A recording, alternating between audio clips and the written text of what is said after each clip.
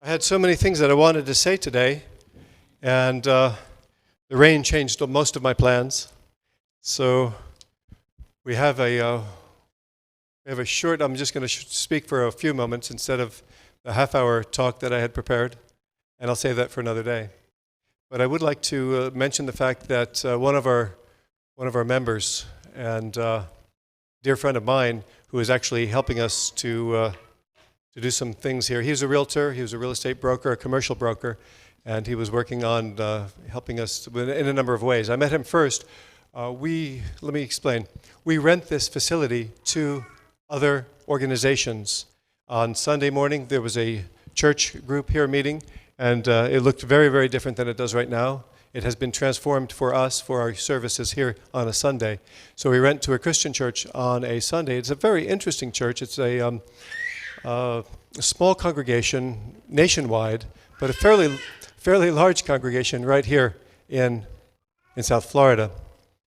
And their central belief is that if you live a sinless life, you will live forever. You don't die. So there's one place that we touch, and we have different ideas of how to get to a place of not dying or living indefinitely, if you will. And while we have very, very different ideas of how to get there, ultimately we all want to live on this planet as long and healthy as possible, unlimited lifespans. So this is a very interesting thing that we have with this tenant. Well, the who was helping me with our tenants is on the board, George Tom Moniz. George Tom Moniz, age 74, passed away on April the 27th. A good member of our church, after suffering a brief illness. What was saddest of all for me is that he was looking at cryonics, he was thinking of it. He never took the move to ask me aside to say, well, how do I do this? He had, of course, all of the options to sign up, but did not. He was not a cryonicist, so he is gone forever. I'd like to tell you a little bit about Tom. He was a good friend of mine from really 2014 when I met him, when we were looking to rent this church out, is how I met him. He was a fisherman. I am a fisherman. He was a realtor. I do that as a second job. He was a really great guy, and he was a trivia buff. I'm sort of that. I would like to have known him deeper and better. I went to his funeral. I know a lot of people like to call it a celebration of life. In my opinion, there's nothing to celebrate if the person is not a cryonicist at that point of their demise. But I don't know, is anyone here that are family members with Tom? I didn't think so. I would like to say that we wish only the best for the family, and I personally feel it was unfortunate that he didn't explore the concept of cryonics more deeply. You'll notice when you came in, there are two cryonics tables here at this church. There's one immediately outside of the sanctuary doors to the left.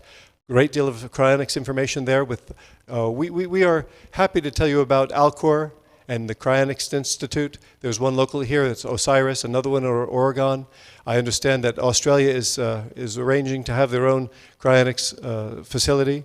And it's my understanding that there is one in China and possibly others in China. We're looking for information on that. If any of you hear of any of these things, of course there's Cryorus over in Russia, and different organizations. But if any of you young cryonicists hear of organizations that are starting up, please keep me informed. You'll find my contact information on the business card as well as the pamphlets that you have been given. If you haven't gotten one yet, this is what it looks like. You've got the older woman becoming younger on the front, and on the other side is the Earth with the rising phoenix, our logo, if you will, and of course my picture with my lovely wife. So my contact information is on the bottom of this card, email, phone number, address. Let's stay in touch as you go your separate ways to Portugal. No. Belgium. Where's Portugal? Diogo, Portugal. We have Bali back here. There's someone from someplace else too. Russia here. Netherlands over here. This is the farthest everybody has ever come to this church, I think, Bill. We've got people from all over the world here today. And of course, we're live streaming all over the world as well. So you can say hello to everybody who's beaming in here today. Glad to have you with us as well. And our record live streaming, it was 61 one time, and also our record filling this place was 121.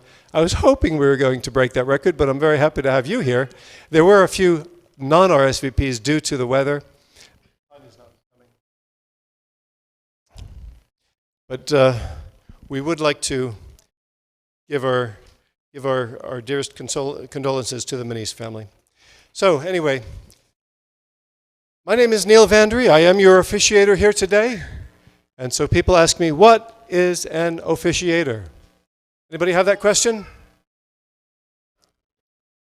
All the young cryonicists. So an officiator is sort of like a minister for a science-based church. My jobs and duties are fairly parallel to those of a traditional church or a temple, in that one of the things I do is make sure that everything here is running smoothly. I like to reach out to people like our dear Dr. Jose Cordeiro to speak at events and see who's coming to South Florida and see if we can get some great presentations for events here. We only have services once a month, and of course this is our service for May. In June, it will be June 7th, Thursday evening.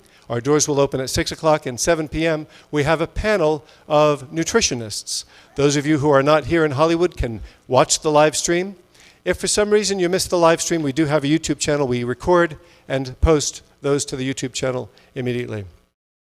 The nutritionist panel will be everything from caveman diet, ketogenic diet, vegan diet. So it's everything from eat a lot of meat to eat no meat, and everything in between. It's not going to be a debate, I hope. But my expectations is for it to be simply a discussion of what each individual person thinks is the best. Scott, with the book, The Chimp Diet, is the one who's actually inspired me to do this, and he'll be speaking about the chimp diet, something you may not have heard about, but it's basically what chimps eat, and therefore humans should eat that too. But don't miss it. It's going to be great fun and very, very interesting and informative, I'm sure. That'll be June 7th, Eastern Time, here in Hollywood, Florida.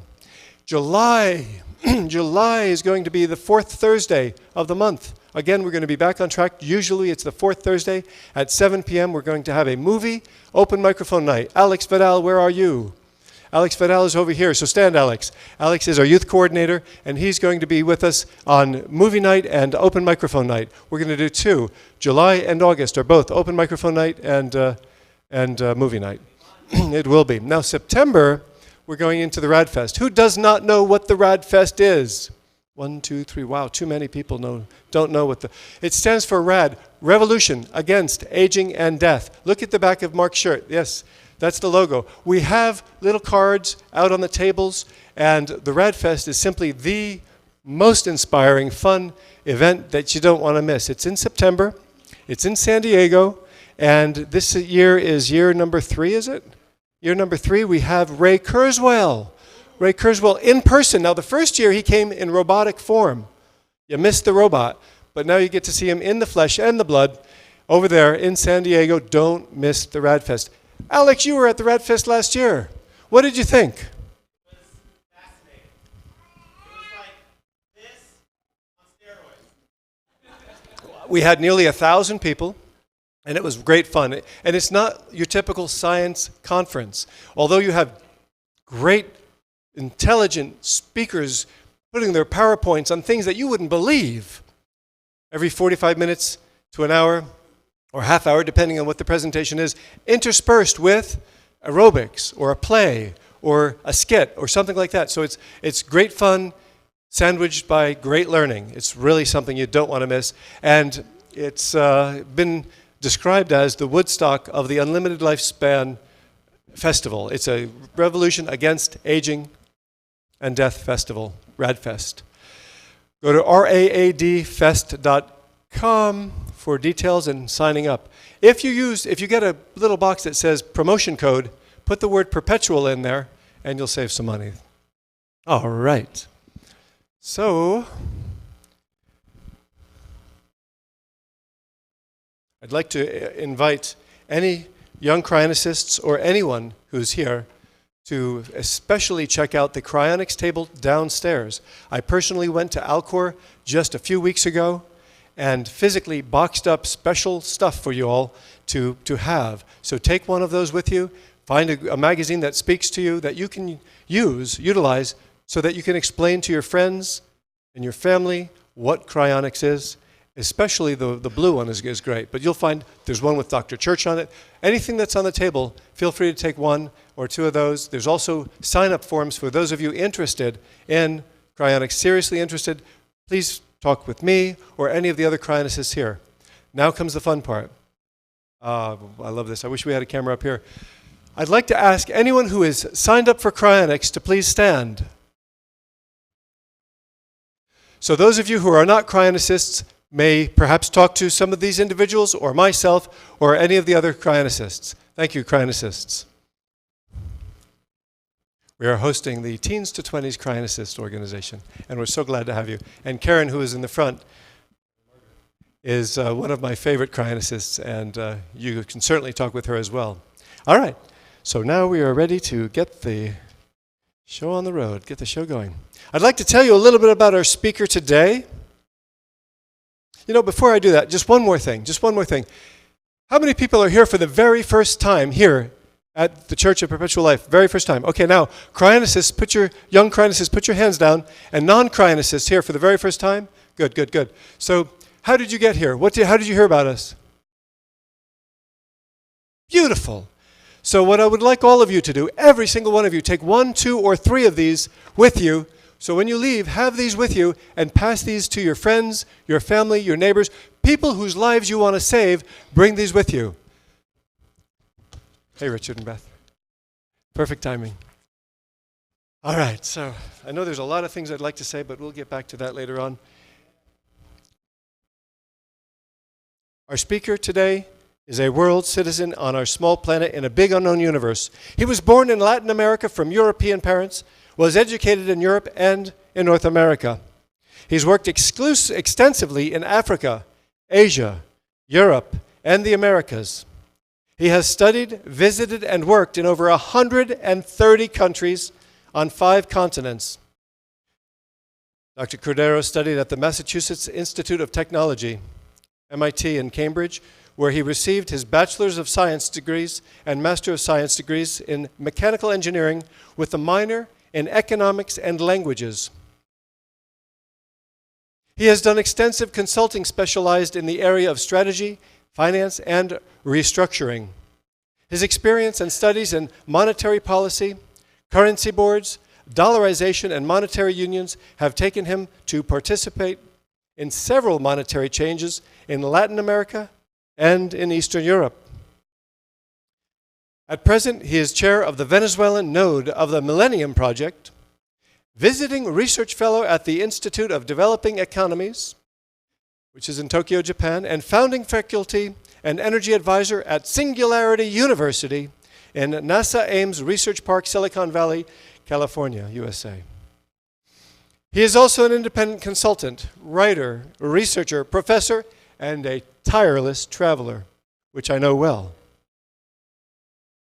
He has lectured as an invited professor at several major institutions, from MIT in the US to Sophia University in Japan to the Institute for Higher Studies in Administration, IESA, at the Central University in Venezuela, where he created the first formal courses of future studies, Prospectiva, and the Austrian School of Economics in Venezuela. Thanks to his extensive work in technological foresight, future studies, globalization, economic integration, long-term development, energy, education, and monetary policies, Dr. Cordeiro has authored a book and co-authored several books. He has written more than 10 books and co-written 20 more in 5 languages, including the sections of The State of Future with the Millennium Project and The Death of Death, but I'm going to let him tell you about that. I'd like you to give a warm Hollywood welcome to my good friend and our speaker today, Dr. Jose Cordeiro, giving you Plan A.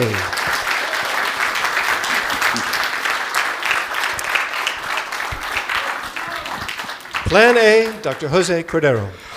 Thank you very much. It is a pleasure to be back here.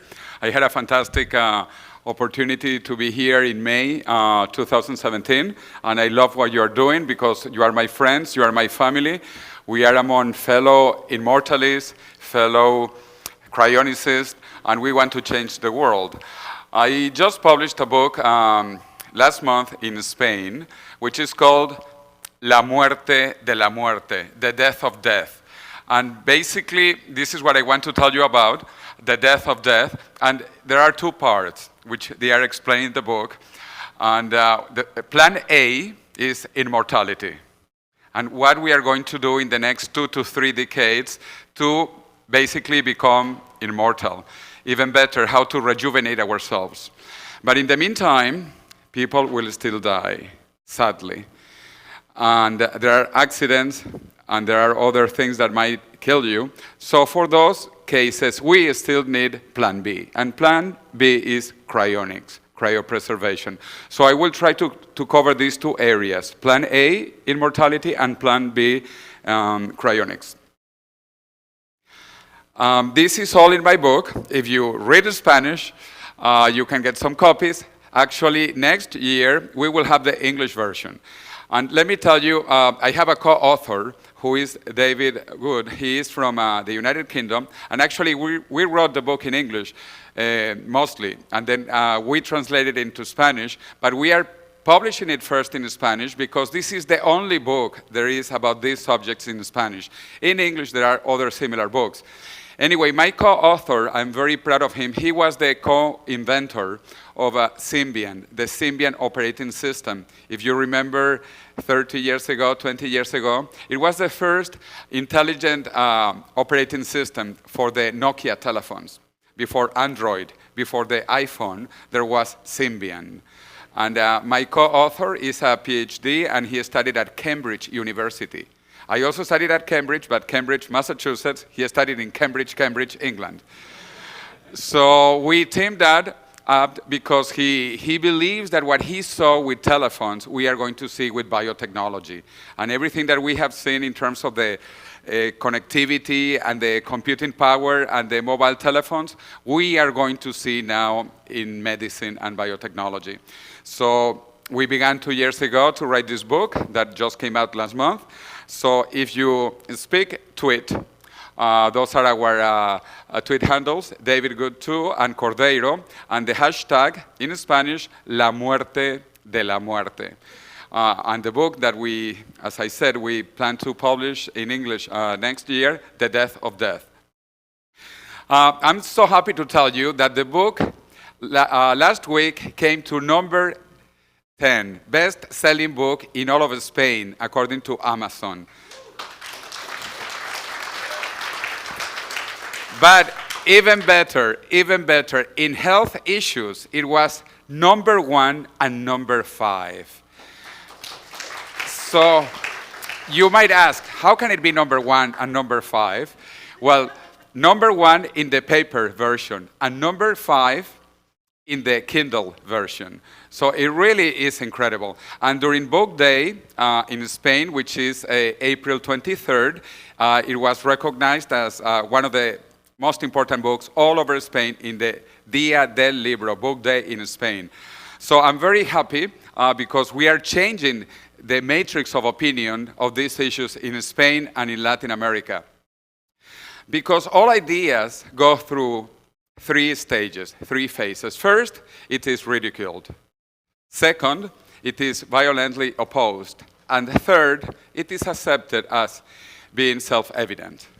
Okay, right now, in terms of this group, the immortalists, the cryonicists, we are either being ridiculed or we are being opposed, horribly opposed. Actually, as you know, Aubrey de Grey, who has been here, and Ray Kurzweil, that we will be with him in RADFest in San Diego, Bill Falloon, and some other people, we have been ridiculed, we have been opposed, we have been called anything, many things. Actually, they have been calling me charlatan in Spain. And I say, yes, I'm a charlatan because I talk a lot. So obviously, someone who talks a lot, so sometimes makes mistakes. But it is interesting. All over Latin America, there are some groups who do not want to live forever, which I find so incredible. If someone doesn't want to live forever, that is okay. You know, if you want to die, that is okay. You can die. I have no problem with that. But I want to live because life is beautiful. So anyway, this was in Spain, in Argentina, in Peru. In Peru, there is a magazine called Uterus. What a name. Okay, and they have been saying that, for example, I look like a Herbalife salesman. So I feel so proud because I have been talking about this with my friends Aubrey de Grey and Ray Kurzweil. By the way, the prologue of the book is written by Aubrey de Grey, and half of the royalties of the book go to the Sense Foundation in California. I don't get anything on this book, nor my co-author. My co-author, David Good, he's a multimillionaire. He doesn't need any money anyway. But we are doing this because we believe in this, and that is why we are donating all of our royalties, all the book rights, to two foundations. One in California, which is the Sense Foundation, and the other one, which is a scientific organization in Spain. We are also supporting basic research in Spain, where I am based now. And so that you understand, we really put our money, our ideas, our time in what we believe. So I have been talking about this in my website because of all these attacks that we have been having. Like my friend Ray Kurzweil. Ray Kurzweil has been called a charlatan for 3 decades, but he has been 90% right in his forecasts. So I'd like to be a charlatan like that, you know, to be forecasting things for 30 years and being 90% right. That is incredible. The same with Aubrey de Grey.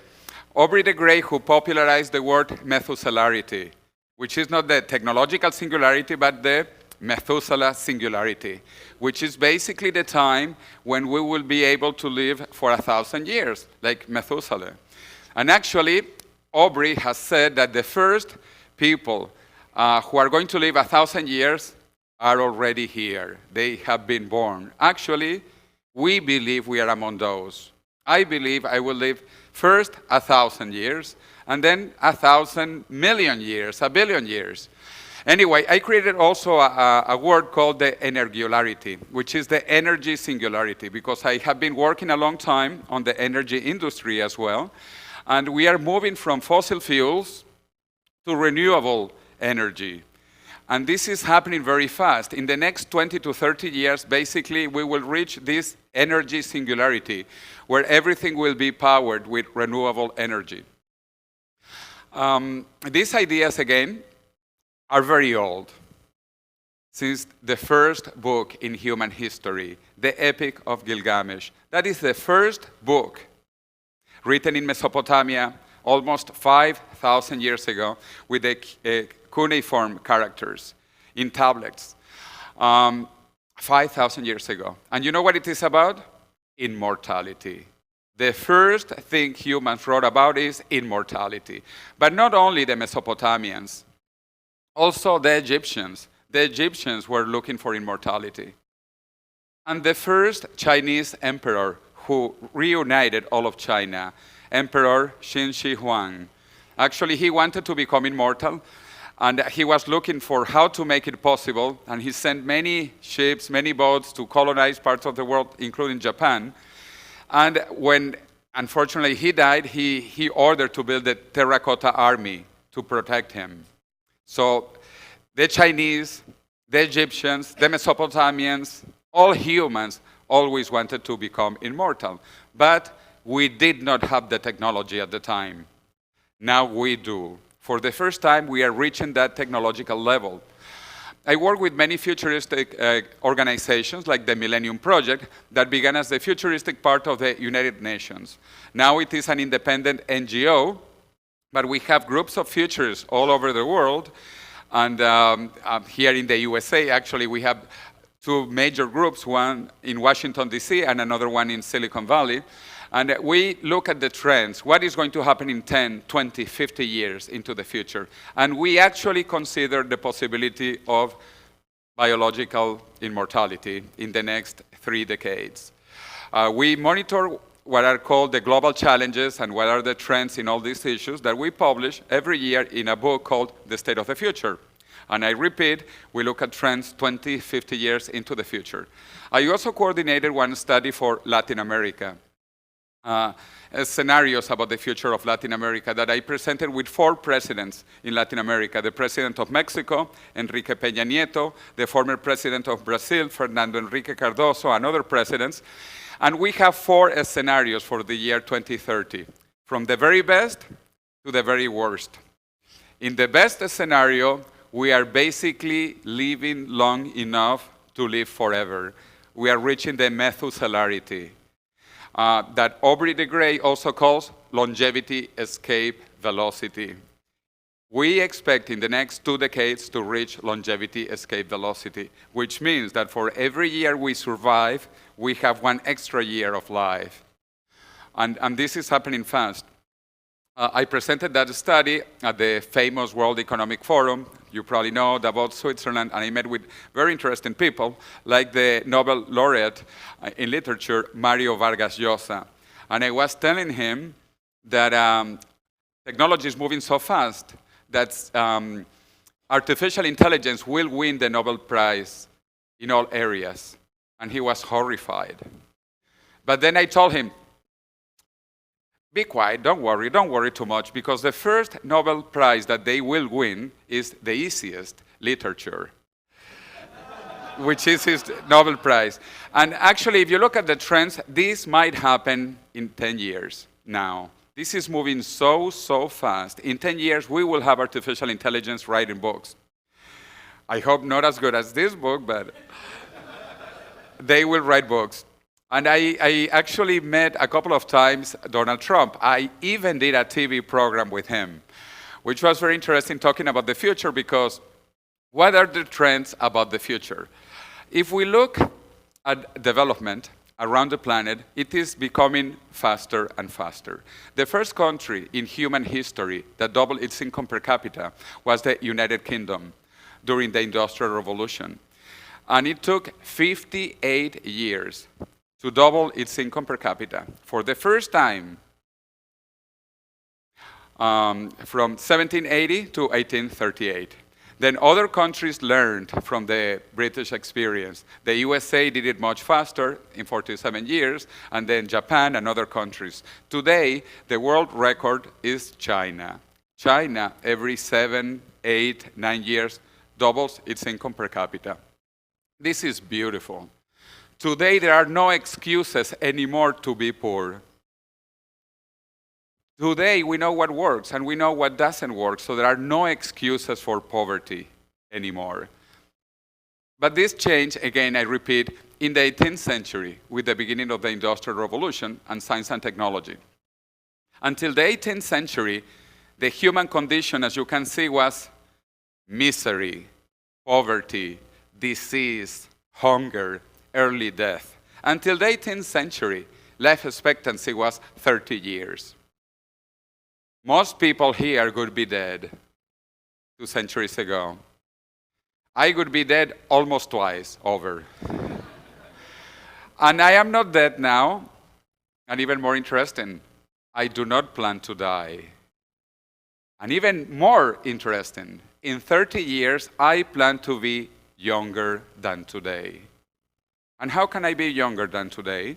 Because we are going to have technologies that will allow us to rejuvenate.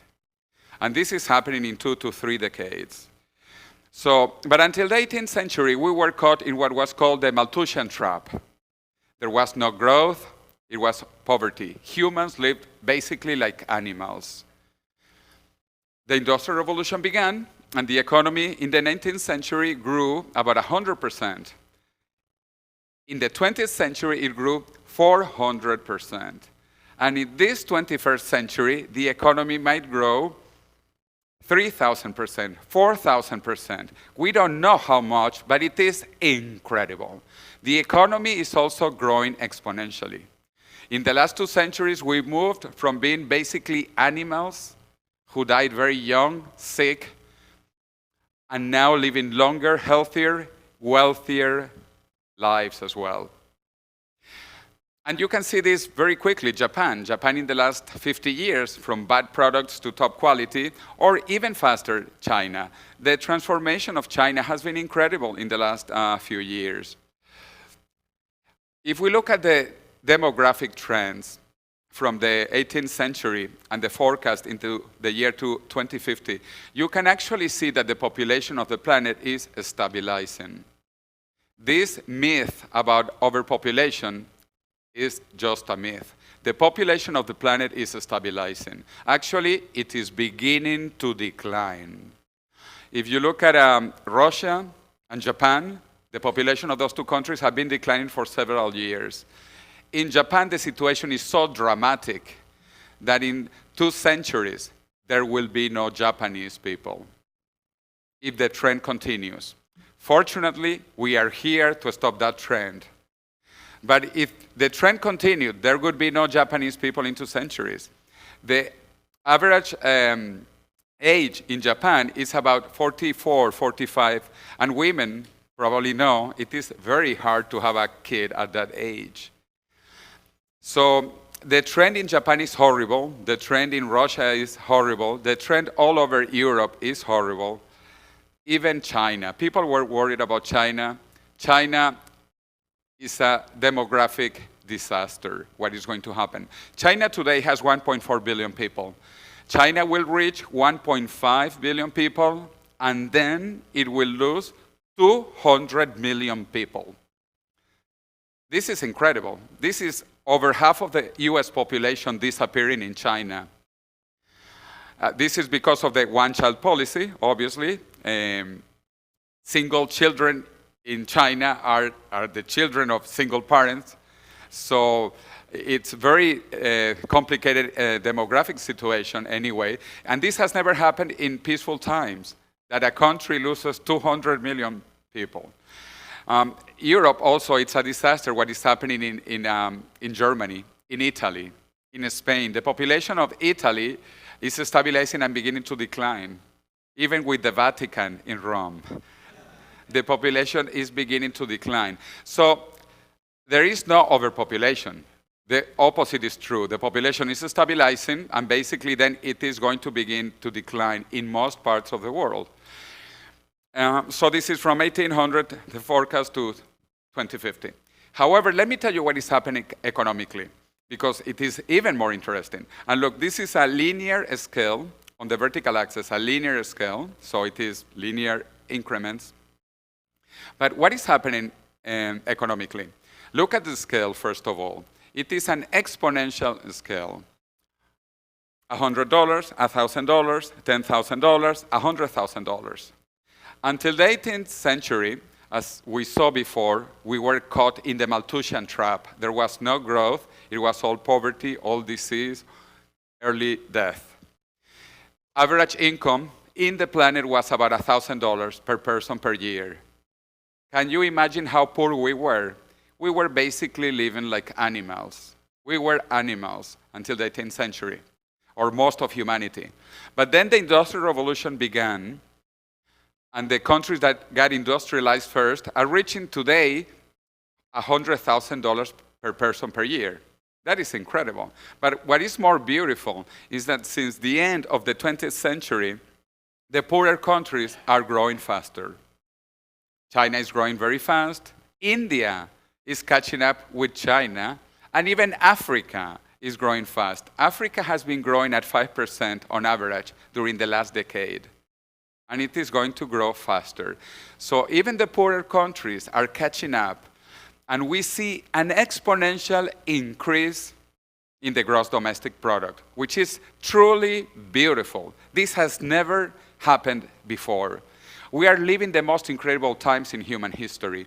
And I'd like to say that in the next 2 decades, we are going to see more technological changes than in the last 2 millennia. I repeat, in the next 20 years, more changes than in the last 2,000 years. All positive, all exponential economic growth. However, there will be Amish. There will be people who oppose technology. The Amish live in the 18th century. And what was special about the 18th century? Nothing. except for the fact that it was the last year of the Malthusian trap, the last century of the Malthusian trap. But anyway, some people don't want technology, so there will be Amish. And I grew up in South America. We have some Indians called the Yanomami Indians. They don't want any technology, not even from the 18th century like the Amish. They don't want clothes. They don't want to speak Spanish or Portuguese. They want to live like they have been living for thousands and thousands of years. And that is okay. If they want to live like that, that is okay. Like, I don't have anything against the Amish. If they want to live like that, that is their choice. But they cannot put that choice onto us. They cannot force us to live like they do. So we have to be worried about the Amish, about the Yanomami, or even before, probably, the anti-wheels. You know, the wheels were invented only 5,000 years ago. This is relatively new. You know, when the Egyptians were building the pyramids, they did not have wheels. So the wheels are about 5,000 years old, and I'm sure there were people against the wheel. And when the Industrial Revolution began, there were people against technology, against machines. The Luddites began destroying the machines in England because they said that those machines would take away their jobs. Fortunately, the Luddites did not win. And that is why we have machines and we live as well as we do today. And we will live better tomorrow because of more machines, more technology, more science. In the year 2009, there was a new institution created in Silicon Valley by my friends Ray Kurzweil and Peter Diamandis, both of whom are also from the Massachusetts Institute of Technology, my alma mater. And so I began also working as a faculty during the first 4 years in California. A fantastic opportunity supported by NASA, Google, and then many other companies like Cisco, Autodesk. And at Singularity University, we study technological change and what will happen in the next few decades. And the number we normally give is 2045. We expect to reach the technological singularity in 2045.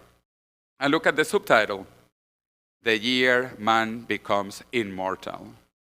But ladies, do not worry. Women will also become immortal by 2045. However, this is only one of the incredible things we are going to see thanks to the technological singularity. We will see many more incredible things, not just immortality. The idea popularized by Ray Kurzweil in his famous book, The Singularity is Near, and by the way, he's writing a new book that will be launched next year called The Singularity is Nearer. It will come out next year, The Singularity is Nearer. First, because some years have passed. Second, because this is accelerating. There is an acceleration of the acceleration.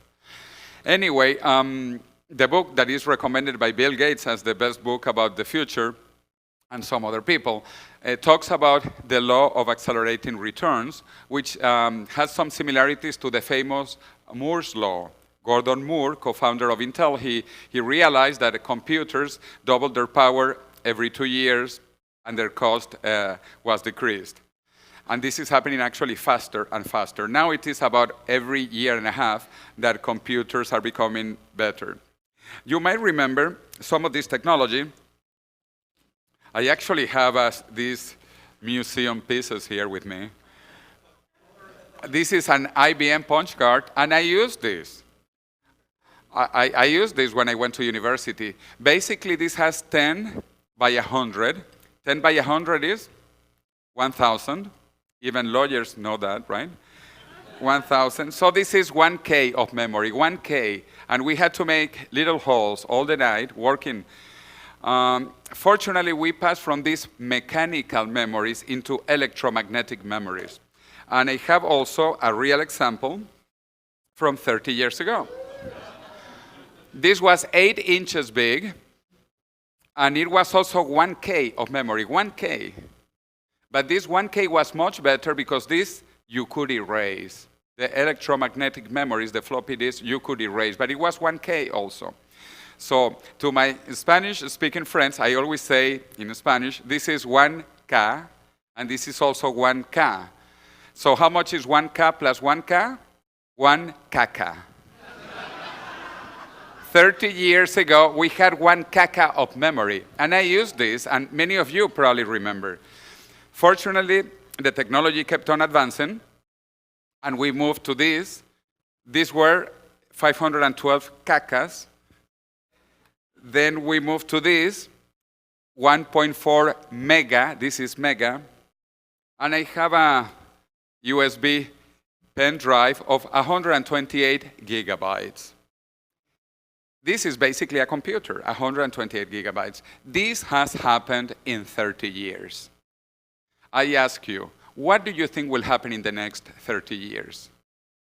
Because remember, this is accelerating. In 30 years, you will remember me, and you will remember caca.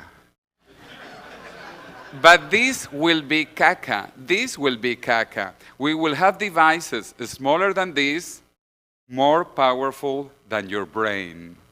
More powerful than your brain.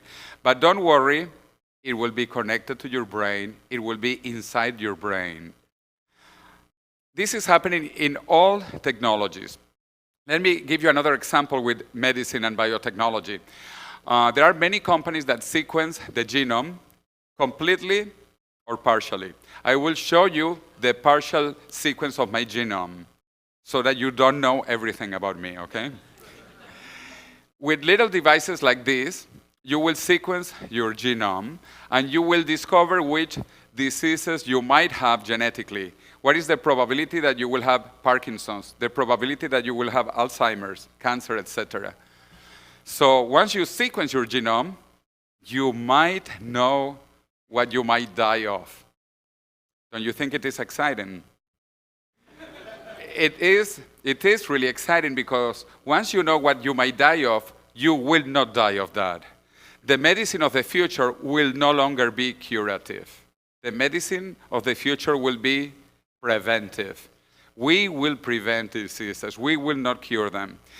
So after sequencing your genome, you will discover many incredible things like where does your family come from, your ancestors. This is my paternal line in the last few centuries. And you can see on my father's side, I am related to famous people like Genghis Khan. So no one should fight here with me. Now I will show you my maternal line. And you can see also from Spain, France, and famous people, Maria Antoinette. So I have a very good pedigree between Genghis Khan and Maria Antoinette.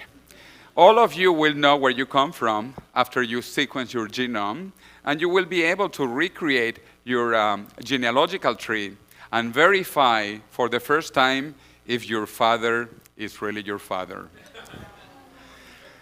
But more interesting than looking into the past is looking into the future. And we will design our children in the future. Actually, let me tell you, you are part of the last human generation that has not been designed. All of you are here by mistake. In the future, we will design our descendants. And let me show you an experiment I did with one of my students at Singularity University sharing genes. We shared genes. This is a theoretical experiment to see the probability of different genes and then choose the ones you want. This will be a standard very soon. You will choose the genes that you want. And not only with 2 people, because imagine if it is fun to do it with 2 people, you could do it with 5 people. If you like the legs of one person, the hands of another person, the nose of another person, the eyes of another person, my brain, etc., you can combine all of those. You may think this is expensive, right? This is not expensive. This was incredibly expensive when it began in 1990.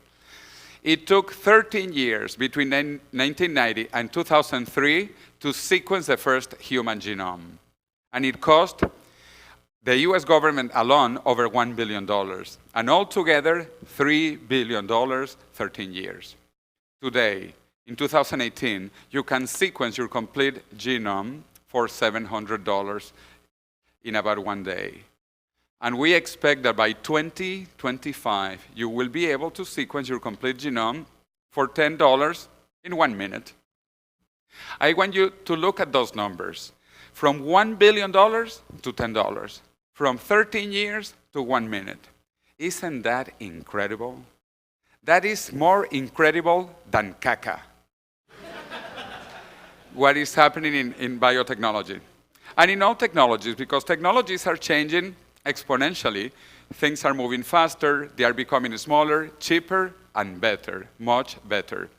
However, we do not understand the nature of exponential change because we think linearly. Our brains evolved in a linear world, and we think linearly. But it is very different to see linear changes and exponential changes. Let me give you an example. If I give 30 linear steps, after 30 steps, each one of 1 meter, I have walked 30 meters. But if I give exponential steps, and I double, after 30 doublings, I have walked over 1 billion meters and have gone around planet Earth 26 times. How many of us understand this? We really don't understand it because we think linearly. But you need to understand that technology changes exponentially. So we need to get ready for an exponential world. Futurists like myself, we talk about 4 attitudes towards the future. The worst one, which is to be passive, like an ostrich. So I hope we don't have ostriches here. They are not from Florida. A little bit less bad is to be reactive, like the firefighter that shows up when there is a fire, when there is a problem. It is much better to be proactive, like when you buy insurance, to be ready for any problem. But the best way to think about the future is to be proactive.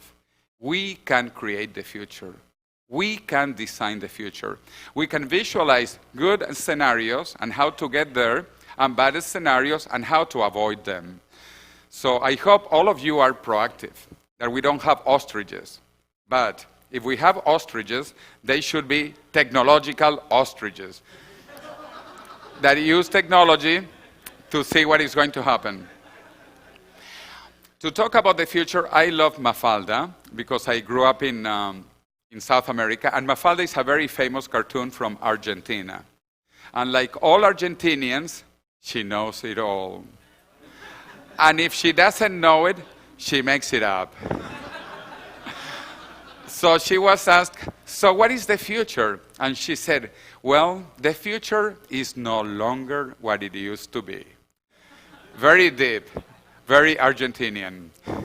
But it is true, the future is no longer what it used to be. Let me give you some examples. And I guess all of you know Mickey Mouse on the right.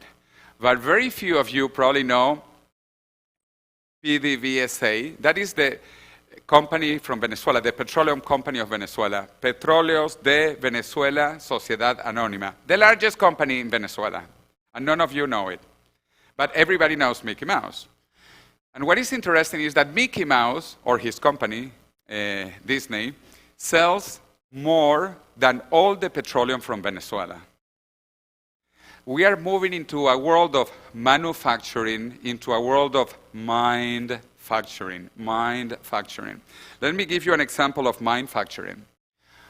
Because I love Disney, I have my little Mickey Mouse ears here. This Mickey Mouse hat is made completely out of petroleum, completely. The plastic comes from petroleum, the synthetic fiber from petroleum, the acrylic paint from petroleum, all of it from petroleum. Probably Venezuelan petroleum from PDVSA. If you go to Disney World and you buy a Mickey Mouse hat, how much do you think it costs? 25? Anyone gives more? Actually, it all depends on the size of the ears. If you buy small ears, $5 $5. If you buy big ears, maybe 25. This is an average one of $10. Or as they sell them at Disney World, $9.95. $9.95, $10, okay? Completely made of petroleum. How much is a barrel of petroleum today? Let's say 50, a round number, 50. How many Mickey Mouse hats do you make from a barrel of oil? Let's say, 1,000, 10,000, whatever. 1,000 multiplied by 10 makes $10,000. And the barrel of oil was 50. Where is the business? The business is not in the petroleum industry. It is in adding value. Let me give you another example. How many of you know Starbucks? Everybody. But how many of you knew Juan Valdez, who is the guy at the left? Let me explain to you those, because most people don't know him.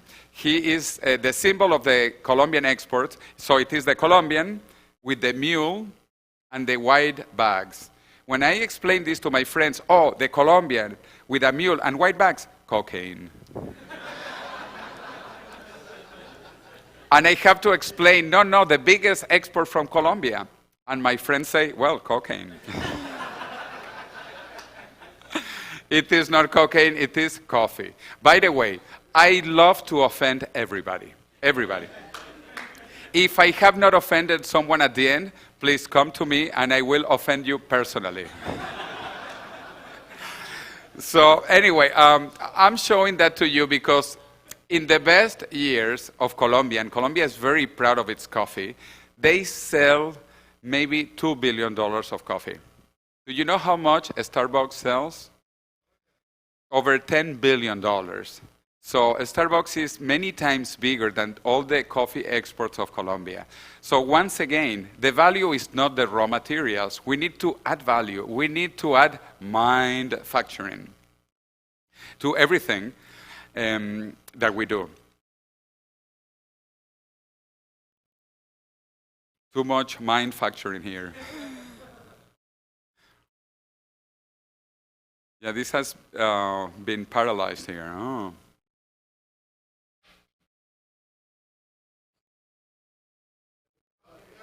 Okay. Yeah, this is a bit caca. Yeah, no, but it is. No, we need to fix this because I have 200 slides.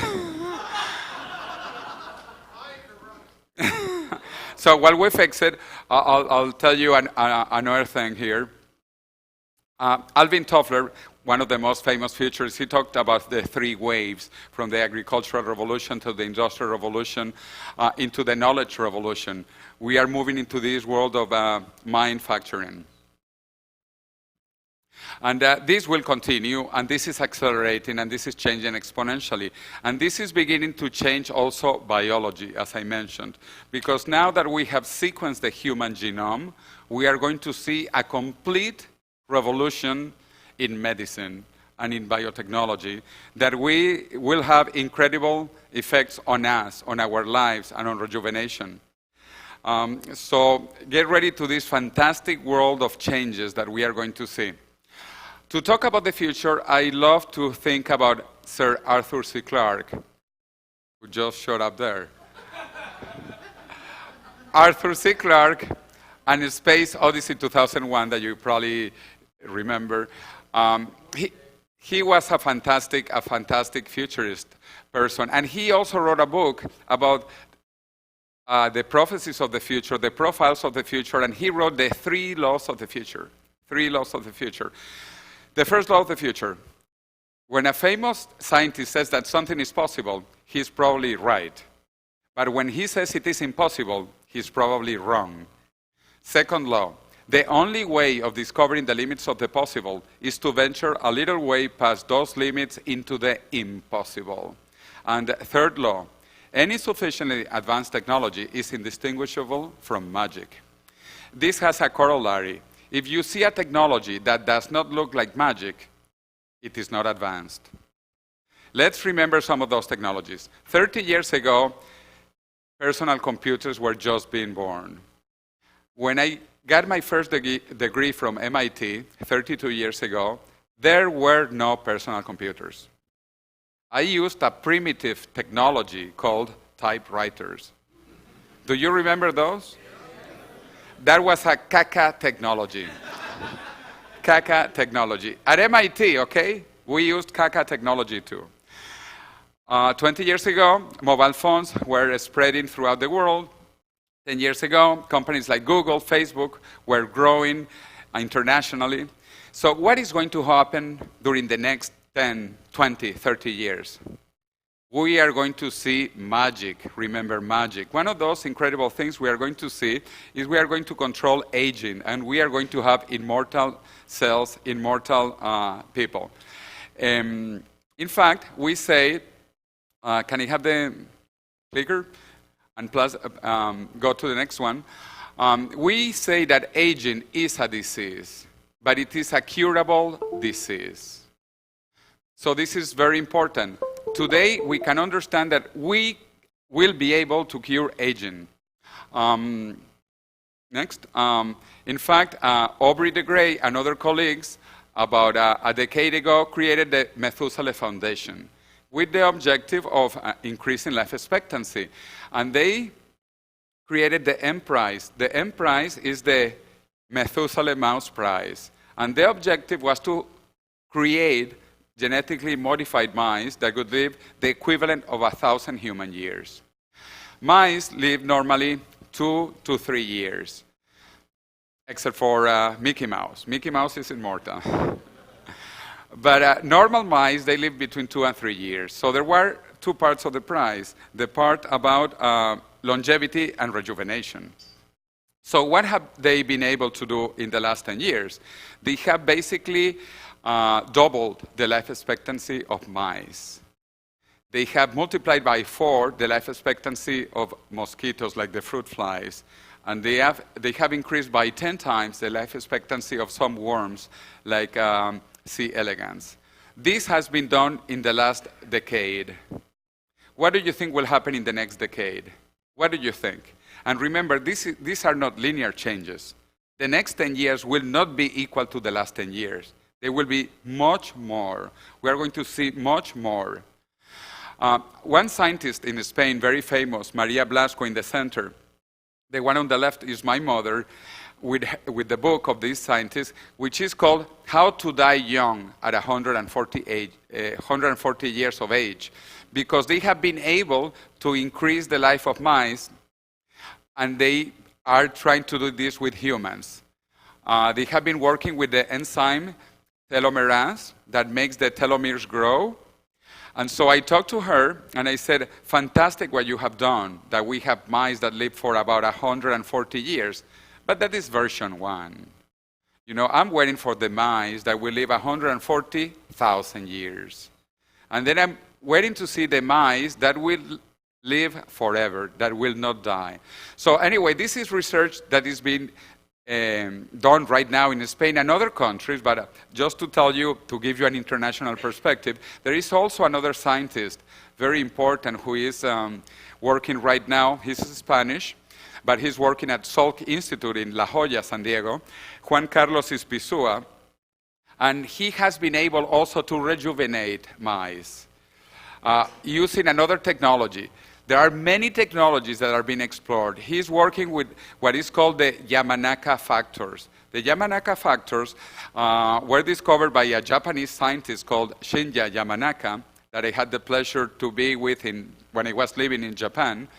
And in the year 2006, he discovered that changing 4 genes, he could transform an old cell into a new cell. Imagine. Changing an old cell into an embryonic cell. This was done in 2006, and 6 years later, he got the Nobel Prize for this incredibly important discovery. A few years later, another scientist did something even more incredible. He transformed a skin cell into a neuron. That's magic. That is magic. Now we can understand why.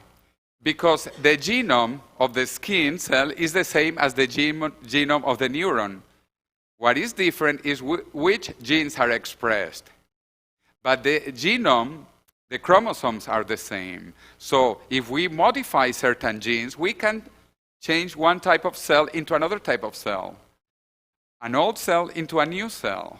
And this is just beginning. This is just beginning. So thank you to a lot of research in Japan. And you know, Japan is very concerned about this because in 200 years, there will be no Japanese unless they rejuvenate people. And that is why I admire so much what is being done right now in Japan, Korea, and China. And I go every year to those three countries. A very famous scientist here in Boston at Harvard University, Cambridge, George, he has been working with rejuvenating dogs because people love their dogs. And he expects that maybe next year he will be able to rejuvenate dogs. And if this works okay, very soon afterwards, he will be able to begin with these treatments for humans. Let's say that he's wrong and it is not next year. But it's going to be 2 or 3 or 4 years. This is going to happen. Today, we basically do not discuss if this is possible. We basically discuss when will it be possible. So this is what is important. We know that this is possible because it already happens. There are cells that can be rejuvenated, which is what Shinya Yamanaka did in Japan. And it is a matter of time until we learn how to do it. Even more interestingly, in 1951, scientists discovered that cancer was biologically immortal. 1951. Let me ask you, how many of you knew before that cancer is biologically immortal? I would say about half the people here, but you are already immortalists. So you should actually, all of you should know it. But if you go outside, not even 1% of the average population knows this. And this was discovered, I repeat, in 1951. To me, this is an incredible failure of medicine. How do we know that cancer becomes immortal since 1951? And no one knows it. What this shows is that medicine today is a caca technology. It's a caca technology. Medicine is very primitive today, incredibly primitive. I am pretty sure that in 10 years, we will no longer use radiotherapy and chemotherapy. These are not only criminal procedures, they are barbaric. It's like trying to kill a mosquito with a cannon. It's incredibly primitive medicine compared to what we are going to have in the next few years. But again, I want you to remember this because this is important. We know that cancer is immortal since 1951, and we didn't do anything until now. Why also? We did not have the technology, okay? It's not just the fault of caca medicine. It is because we did not have the technology that we have today. Now we can sequence the genome, and we can discover the mutations that stop the aging of cells in cancer. In fact, we know that not only cancer cells become immortal, but also germinal cells are biologically immortal. In your bodies, you already have germinal cells that do not age. Germinal cells in humans and in all animals are biologically immortal. And these are the most important cells. These are the cells that guarantee the reproduction and the survival of the species. So we know that today, germinal cells are considered biologically immortal, and cancer cells become biologically immortal. If cancer discovered this, do you think we will not discover it? We will. And that is why cancer is so important, to understand how cancer mutates and stops aging. Hydras are also biologically immortal. There are certain animals that do not show signs of aging. And that is why now in Silicon Valley, people are saying, we are going to solve a little technical problem called death. This is a technical problem. And we should be able to solve this issue in the next 2 to 3 decades. Google, for example, created a subsidiary called Calico, California Life Company, whose objective is to cure aging. Aubrey de Grey, and in his book Ending Aging and the idea of the longevity escape velocity, the celularity, he's talking about all these ideas also for a long time.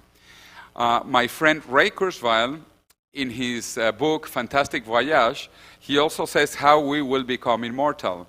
And the subtitle of the book is Live Long Enough to Live Forever. How will we reach this immortality? He talks about 3 bridges towards immortality. Bridge number 1, which is right now, the 2010s.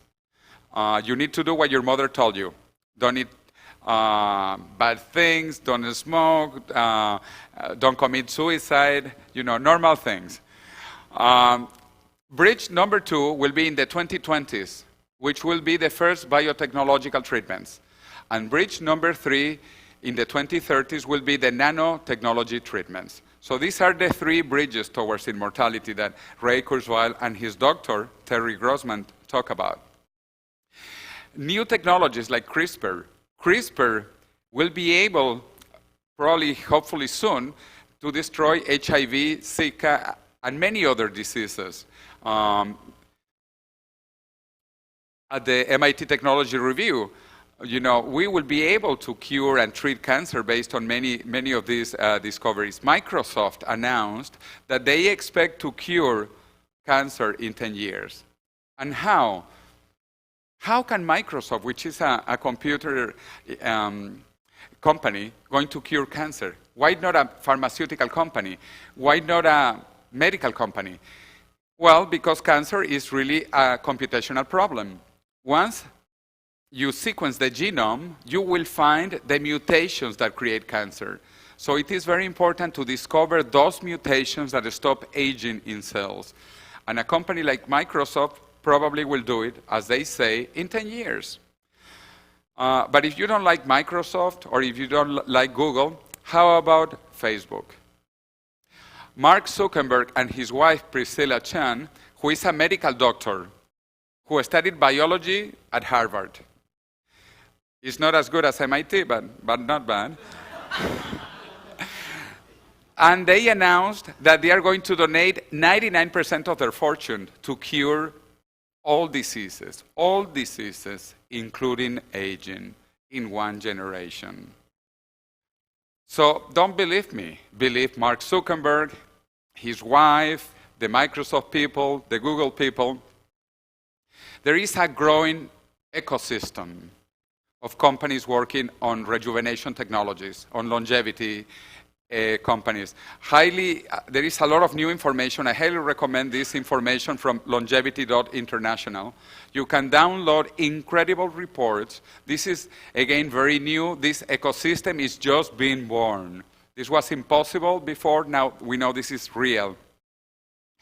I just came a couple of months ago from a conference in Berlin called Undoing Aging, organized by Aubrey de Grey, the Sense Foundation, and a wealthy multimillionaire German investor who says that it is not useful to be the wealthiest dead man in the cemetery. So he decided to donate all his fortune so that he does not die.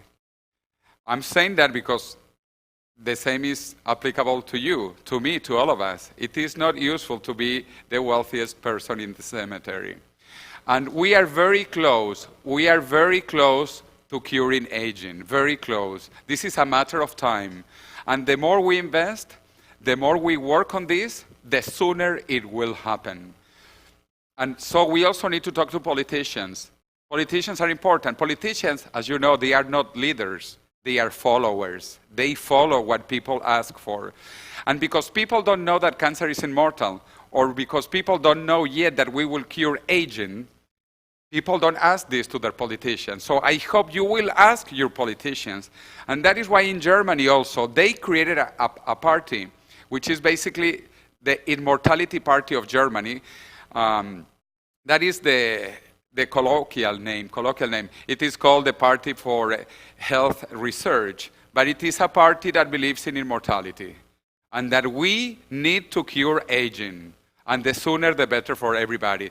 So maybe we should have in the USA an immortality party as well, like they do in Germany. And then we have incredible groups. Some of them led here by people from this church, like Bill Falloon. So his fantastic initiative.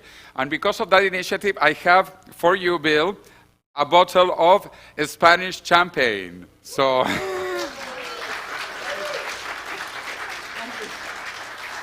This will be held for a special celebration. In fact, this may be one of those you put in a wine cellar because it becomes one of those, $10,000 bottles.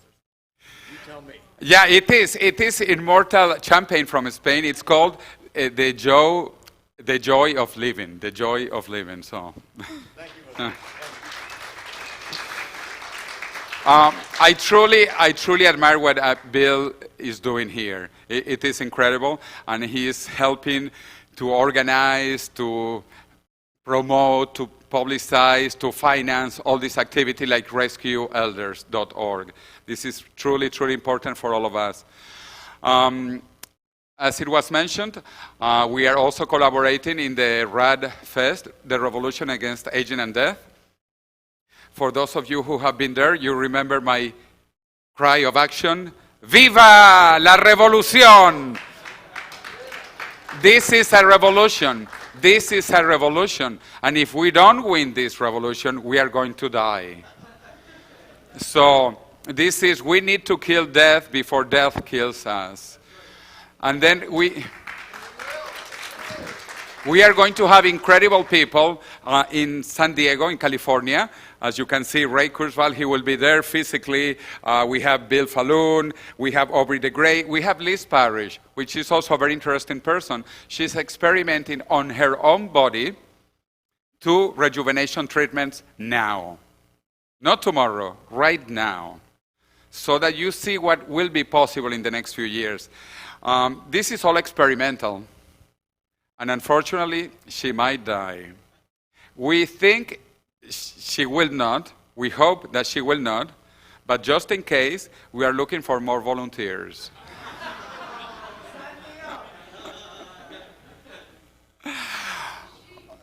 She's 47. She began 2 years ago. I'm also organizing a big conference about immortality in Spain. All welcome to Spain, Transition 2018. I'm one of the directors of HumanityPlus, which is the World Transhumanist Association, so all of you are welcome. We are going to focus on immortality and the research that is being done in Spain. Spain actually has a lot of research being done on aging and on cancer. So I'm very proud to invite you to come to Spain. And I have done a lot of TV programs. History Channel, Discovery Channel, CNN. Actually, I appeared tonight at 8 p.m. on CNN in Spanish. I am in an interview with Andrés Oppenheimer, who is the most famous Latin American journalist. He won the Pulitzer Prize. So if you watch CNN in Spanish at 8 p.m., you will see me on TV. Anyway, I just want to show you a little clip. A really beautiful clip. We did in 3 languages, in Portuguese, English, and Spanish. So this is a 2-minute video clip about Plan A and the beginning of Plan B. So let's play that, please.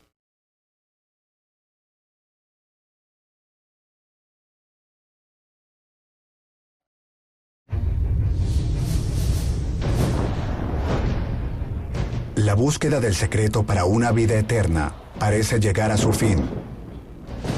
Los científicos creen que la tecnología ha llevado a la humanidad a prolongar más y más su existencia biológica.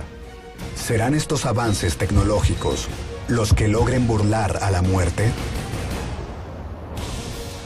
Desde tiempos inmemoriales sabemos que el ser humano anhela una inmortalidad. Lo importante no es cuántos años vivimos, sino de qué manera los vivimos. Y aquí va a haber una gran confrontación entre las religiones y con la ciencia, al igual que ya ha ocurrido muchas veces.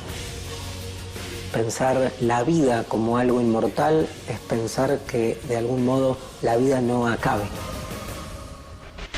La criónica se dedica a congelar pacientes humanos con el objeto de que en el futuro revivirlos y curarlos de la enfermedad de la que murieron. We hope to wake up in the future. That's one of those unknowns, but we're just have to try. People in cryonics, I think, tend to be kind of hard-headed people. We look at this as a rational bet. Nobody knows for sure what the future will bring, but we think there are great reasons for optimism. You know, if you're frozen, you don't know if you will come back. If you're not frozen, you know you will not come back. La medicina desde hace varias décadas busca prolongar la vida. Eso ya tiene efectos. Con respecto al proyector Avatar 2045, proyecta en un futuro cercano, el 2045, consideramos que en ciencia es muy cercano, poder realizar una descarga de la conciencia en un cuerpo robotizado. Vamos a subir nuestros cerebros a copias de nuestros cuerpos. Será que chegaria algum momento que pediríamos para morrer? Es el ciclo de la inmortalidad. Nosotros vamos a ver la muerte de la muerte. Vida Eterna. Estreno, sábado 4 de mayo. Por History. My apologies for those of you who do not speak Portuguese or Spanish. We did the program in 3 languages, but because you are going to be living forever, you will have time to learn Spanish and Portuguese. So let me continue with the technologies that are changing everything. We were waiting for someone to tell us how to do some stretch, because we are working towards life extension, but also life expansion. So let's do a little bit of life expansion, right? All right. Thank you, Jose. So yes, we have the honor of having Jose for a little bit longer than our featured speakers every month, because he's, you know, such a honorable speaker that he's got to split up his presentation. So we're going to just take a few brief minutes. If we would invite everybody, please, if you feel so inclined, welcome to stand up with us, and we're just going to do a quick stretch. We actually had planned a professional aerobics instructor locally, but maybe it's the weather. Yeah, so Nicholas, we've got some volunteers. If anybody else would like to join us, if you've got the, you know, the moves and the grooves. All right, this is just an example, but you can stretch however you like. Yeah, I'm going to follow Nick. He seems to know what he's doing. Here we go. Yeah, let's loosen it all up. Yeah, we're going to be sitting for enjoying this next presentation for another 30, 45 minutes or so. So you want to stretch it all out. You can take a bathroom break if you need to. There are bathrooms right outside in the lobby. And of course, downstairs as well if they're occupied. Of course, water fountains. How about a hand for the teens and 20s Cryonics group? Love you guys. Love you, Karen. Miss you. Matthew, let's see how much you can do. Go for it. Mic check. Mic check. Ah, they can hear me. Got the perpetual hop.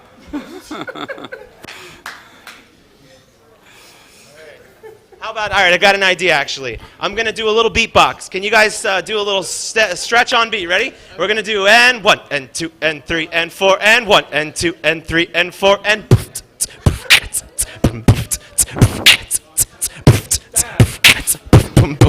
Oh, Neil can dab now. And 1, and 2, and 3, 4, and 1, 2, 3. All right. Put your hands together for Nicholas, Matthew, Jose, and Neil. Thank you. All right. Stretch it out now. See you in the future. So we take 5 minutes. Good.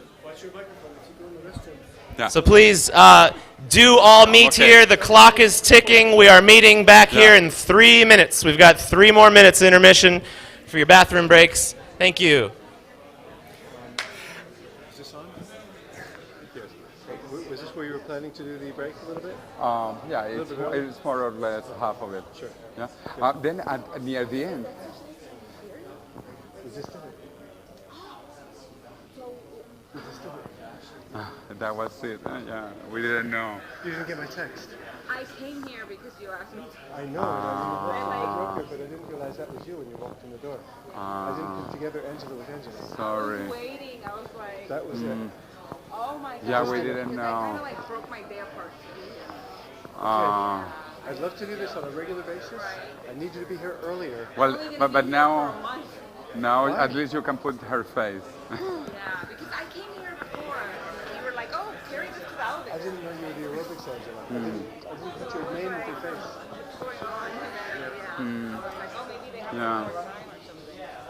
Yeah, no, because this was here at the middle, and then we have a bit less than 1 hour, so we finish about 5. Where are you going? Why are you only here for a month? I'm going to be going on YouTube. Yeah, I'm going to I was asking you seriously, where are you here?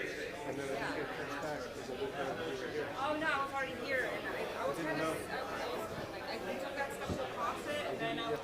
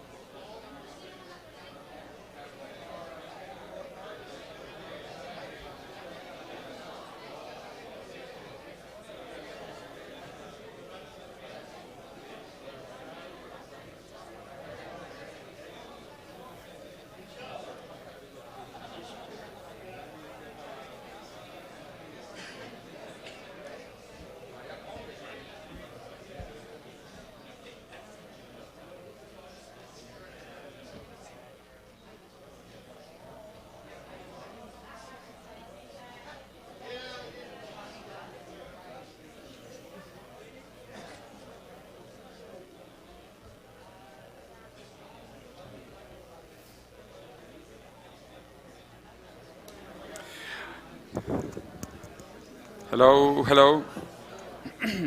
¿Se escucha? Sí. Okay, we should get back. We should get back, as the Terminator says. You know what the Terminator says? I'll be back, but even more interesting. Yeah, we are all back. But he says, if you want to live, follow me. So let's go and let's continue. We mentioned the Terminator, but I prefer Woody Allen. Woody Allen says, I don't want to achieve immortality through my work. I want to achieve it through not dying. It's very logical, right? Very, very, very logical. There are 4 technologies that are changing humanity and that are changing humans. These 4 technologies are the ones that will give us basically immortality. They are called NBIC technologies: Nano, Bio, Info, and Cogno. What do they study? Nanotechnology studies atoms. Biotechnology studies cells. Info, bits and bytes, and Cogno, neurons, the brain. All these technologies are converging into the singularity. The 2 technologies on top, nano and bio, are the hardware of life. And the 2 technologies on the bottom, info and cogno, are the software of life. And it is very interesting that we expect both the hardware side and the software side to reach human complexity level in 20 years, plus or minus 10. So we will reach the hardware complexity and the software complexity of humans in 20 years, plus or minus 10. And we will therefore have the hardware immortality and the software immortality, maybe separately. This is a very important concept. People who follow Aubrey de Grey basically are more into the hardware side, the nano, the bio side. And people who follow Ray Kurzweil, they are more into the software side, the info cogno. But what is fascinating is that both approaches are getting together in the next 20 years. So we might be able to reach the hardware immortality and the software immortality simultaneously. And this is in the real world. On top of the real world, we have the virtual worlds. And this is Microsoft HoloLens that allows you to share virtual reality. You can create and then you can share virtual reality. I think this is fascinating, and there are many things coming up with virtual reality. First technology of the future, nanotechnology. This is basically putting an atom where you want the atom to be. There will be nothing extra and nothing missing. You only put the atoms where you want them to be. This is an example of a nano engine, an engine made atom by atom, the smallest possible engine. And you put only the atoms where you want the atoms to be. This is truly revolutionary. Nanotechnology will allow us to make things almost at perfection. There will be no waste. In fact, thanks to nanotechnology, the cities of the future will be incredibly advanced and incredibly clean, because there will be no garbage in the future. With nanotechnology, forget about garbage. There will be no garbage. There will be only raw materials in the wrong place. And with nanotechnology, you will put those raw materials wherever you want them to be. Second technology, biotechnology, which is basically living nanotechnology, the natural nanotechnology, if you want. And there are many experiments now with biotechnology. Some of those are the genetically modified organisms. One interesting example is the glowfish, which are these zebra fish with the fluorescent gene of the medusa of the Caribbean. And you can buy today these glowfish. Actually, I think they sell them in Walmart for $5. You can buy these glowfish that glow in the dark of different colors, red, yellow, purple, really interesting. Based on this, one of my former students at Singularity University created glowing plants. He basically put on plants a gene that makes them glow. And this is truly fascinating. He financed this with Kickstarter that you probably know. and he was looking for $65,000. And in 1 week, he had over $300,000. And in 1 month, he had about $500,000 to make glowing plants. Obviously, he was working with a very popular plant in California, marijuana.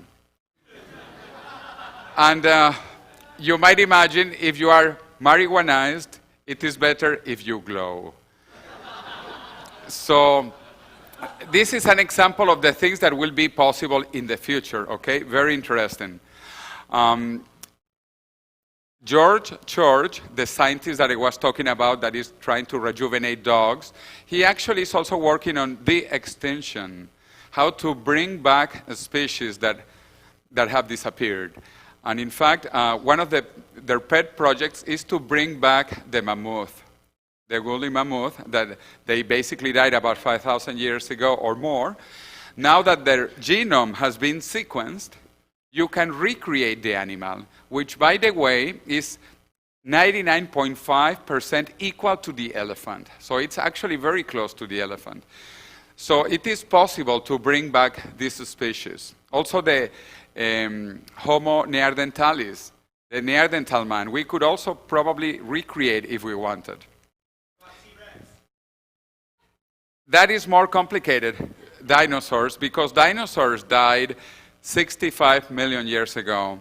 And with the technology today, you can only read the genome of a species, animals, plants that died maybe 50,000, 100,000 years ago. Dinosaurs are 65 million years ago. So it might be possible, but it is not possible today, okay? Maybe in 50 years, we don't know. I will never say what is impossible. Remember Arthur C. Clarke's first law of the future. When a famous scientist says that something is possible, he's probably right. But when he says it is impossible, he's probably wrong. People are working on cloning. Cloning will be very popular, but not for reproduction. Don't worry. For reproduction, it is better the traditional system. Cloning will be used for medical treatments, for therapeutical reasons.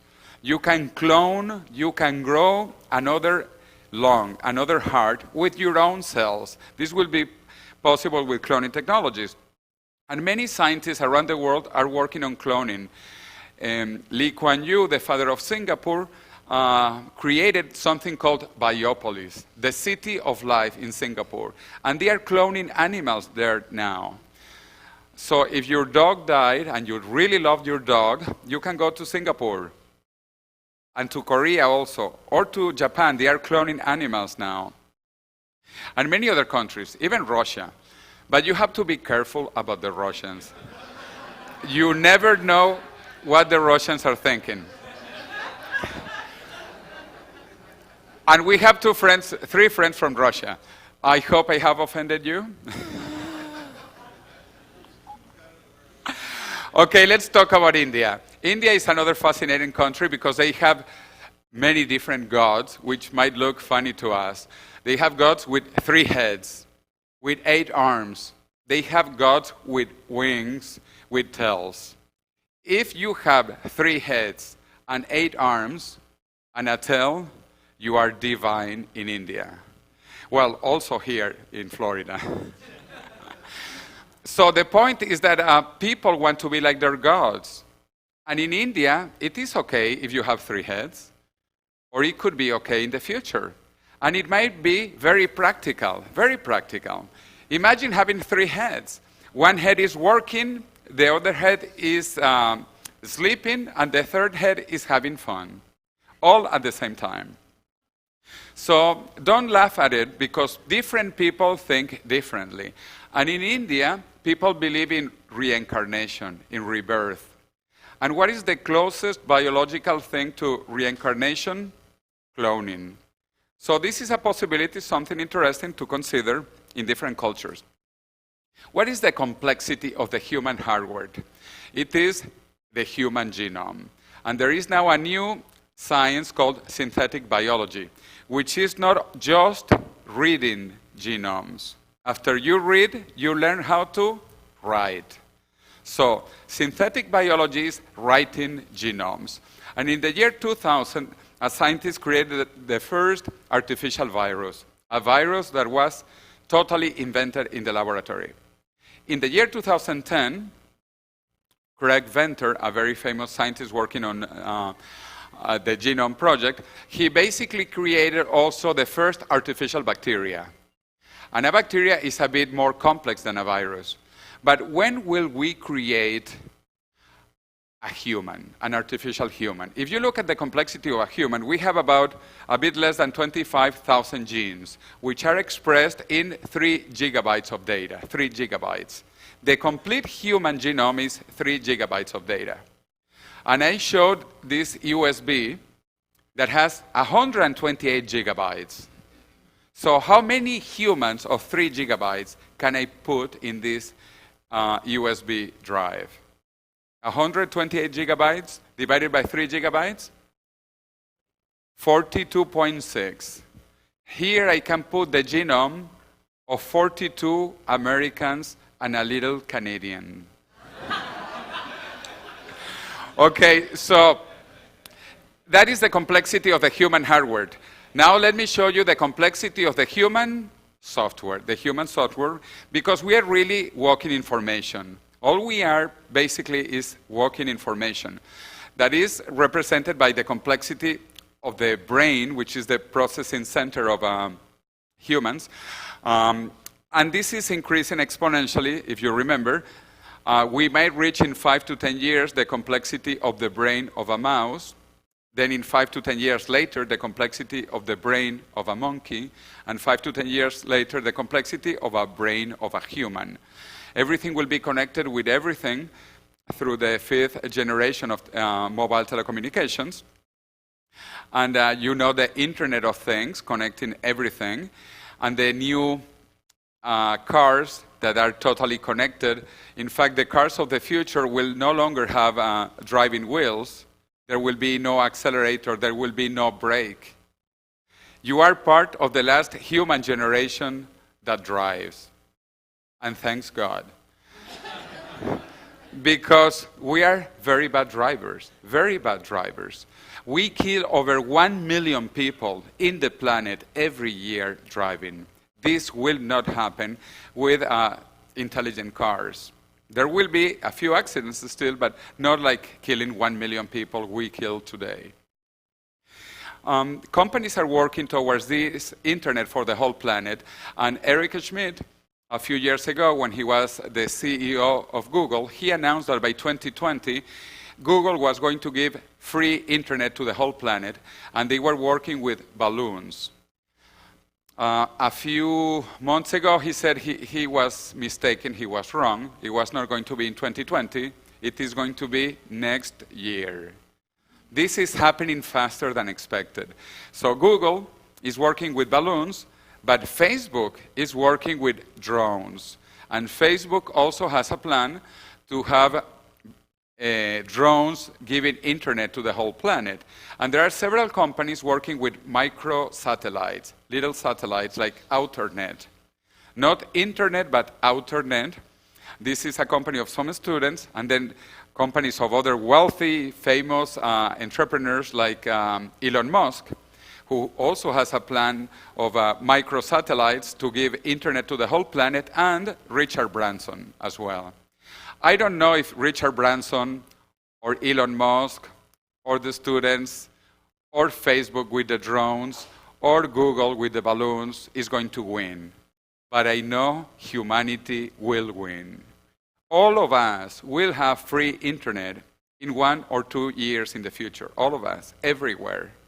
In the middle of the Caribbean, in the middle of the South Pole, so that the penguins also have free internet. Everybody will have free internet. In fact, in 5 years, you should not say anymore, I don't know. Because if you want to know anything, you will be able to know anything. Because you will be connected continuously free to internet. Throughout the planet, everywhere, anywhere, all the time. And artificial intelligence keeps on improving. In 1997, IBM created Deep Blue, That was the first computer program that beat Garry Kasparov, the chess champion at the time. And artificial intelligence keeps on improving. In 2011, they created a program called Watson that beat the human experts on Jeopardy. And that was truly incredible. In fact, Ken, on the left, he was the world expert on Jeopardy. He was so good at Jeopardy that he wrote a book, How to Win a Jeopardy Game. Do you know what Watson did? It read the book. Actually, even better than that, Watson was born with Wikipedia in its head. How many of you have been born with Wikipedia? How many of you remember 1% of what you have read? Watson remembers it all, knows it all. Watson might not be intelligent like a human, but I think it is intelligent. It's like an airplane. An airplane does not fly like a bird, but it flies. So artificial intelligence will be intelligent in its own way. And IBM now is doing this for medical purposes with IBM's Dr. Watson, which is probably soon, if not now, the best medical doctor there is. It has read all the literature in medicine, all of it, in all areas. It has access to your genome if you want your genome to be analyzed. It will tell you what is happening to you. It's incredible. But these artificial intelligence have been programmed. Now there is a new type of artificial intelligence that learns by itself, like AlphaGo, which is a program by DeepMind of Google that learns by doing, learns by playing. AlphaGo was not programmed. AlphaGo learned doing, like we do. So this is a new type of artificial intelligence that learns by doing. And so we get to the fourth, the most important of the technologies, which is Cogno technology, cognoscience, related to the brain. The brain is the most complex structure, the most complex organ in the body, and the only one that we still don't know how to replicate artificially. We can do artificial hearts, artificial lungs, artificial bones, artificial blood, artificial skin, everything artificial except for the brain, because the brain is the most complex organ. Even more interesting, the brain is the most complex structure in the known universe. There is nothing that we know of today more complex than the brain of a man. Well, yes, the brain of a woman. That is more complex. And maybe tomorrow we have a Martian arriving here, and the Martian might have a brain more complex than the brain of a woman. But until that time, there is nothing that we know more complex than the human brain. So this is truly the ultimate frontier. It is not a space. It is understanding the human brain. Ray Kurzweil, his last book, previous book, is How to Create a Mind. And he talks how in the next 20 years we will create artificial brains, artificial minds. I recommend the book in Spanish because I supervised the translation and I wrote the prologue. And my prologue is very good. It's only 4 pages. So it is really interesting how we are going to have the capability, the possibility of create artificial minds that will enhance, will complement, will improve our minds.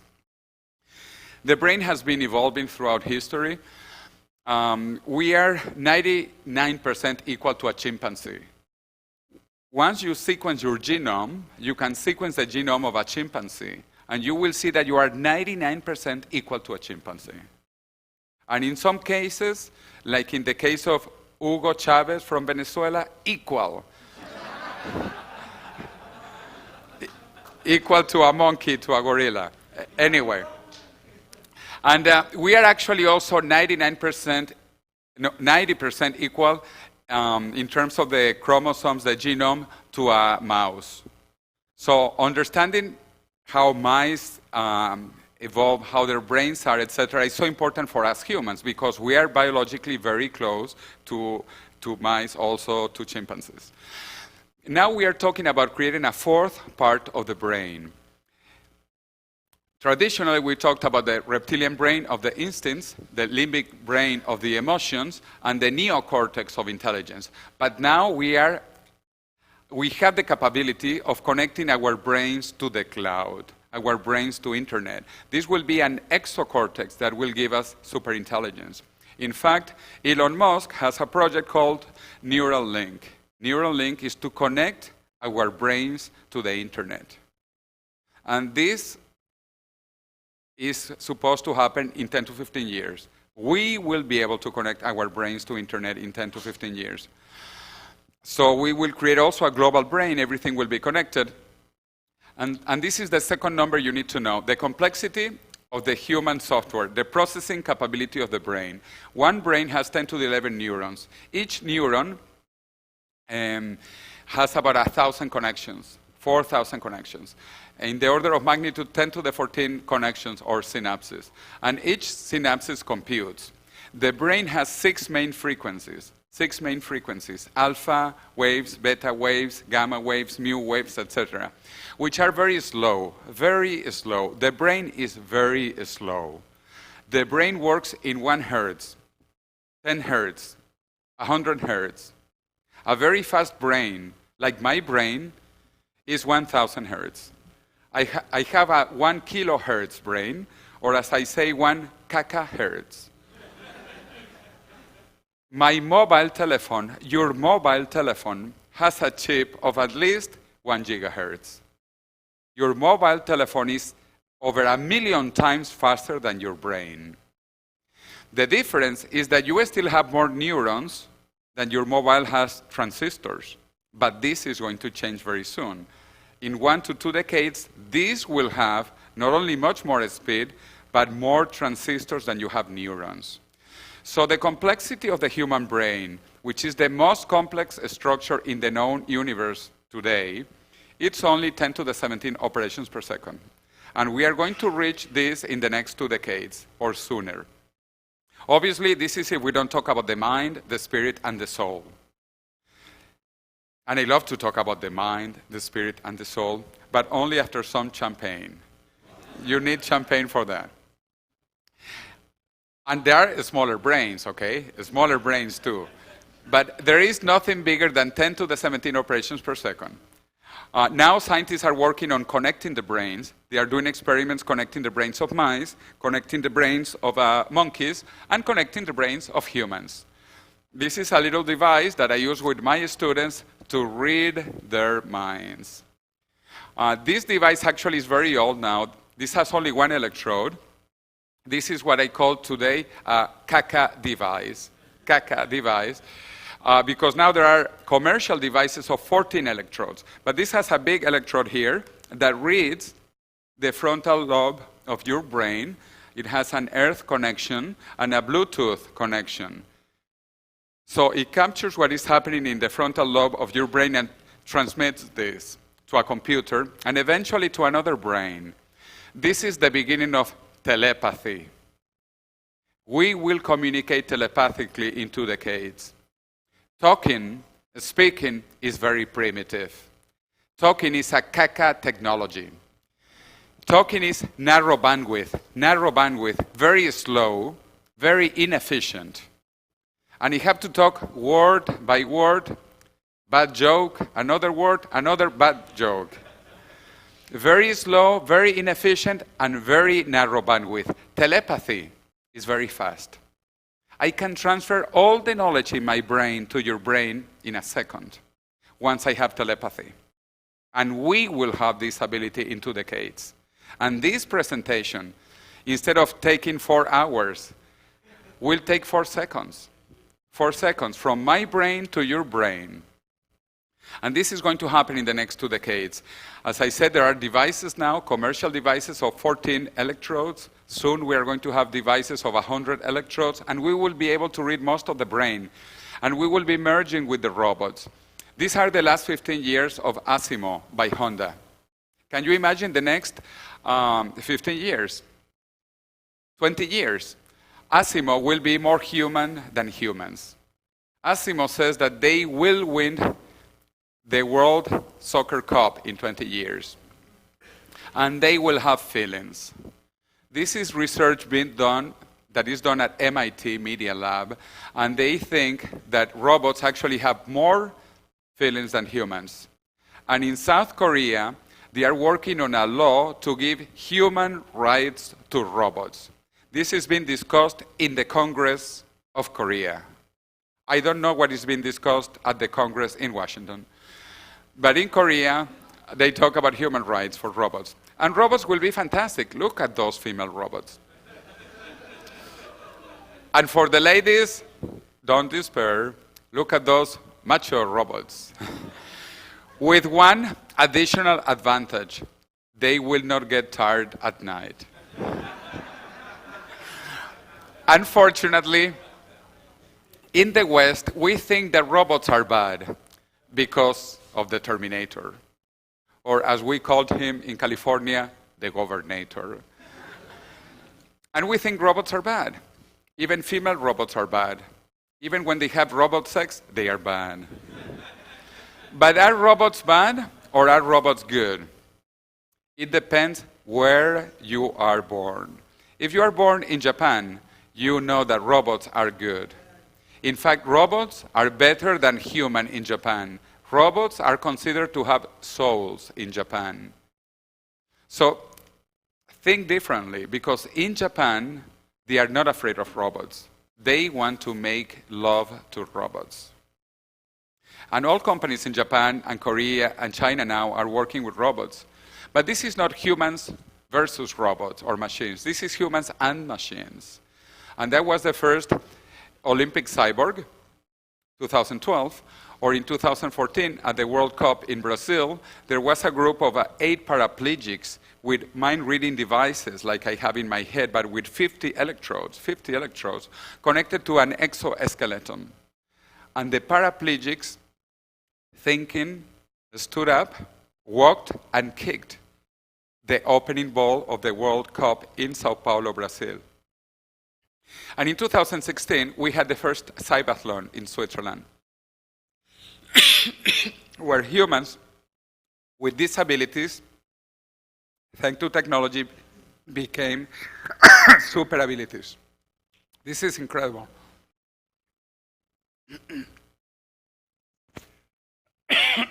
And oops, we are still humans.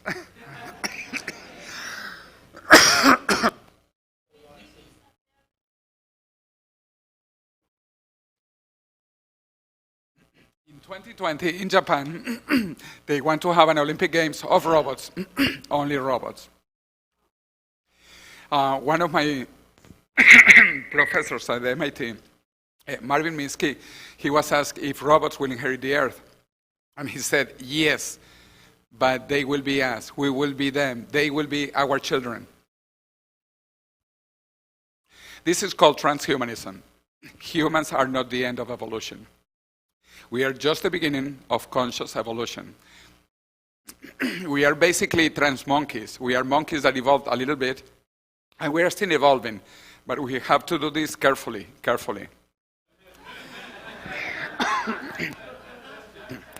We don't want to finish like that. Human beings in this shape and form, we have existed for only 100,000 years, since before we left Africa.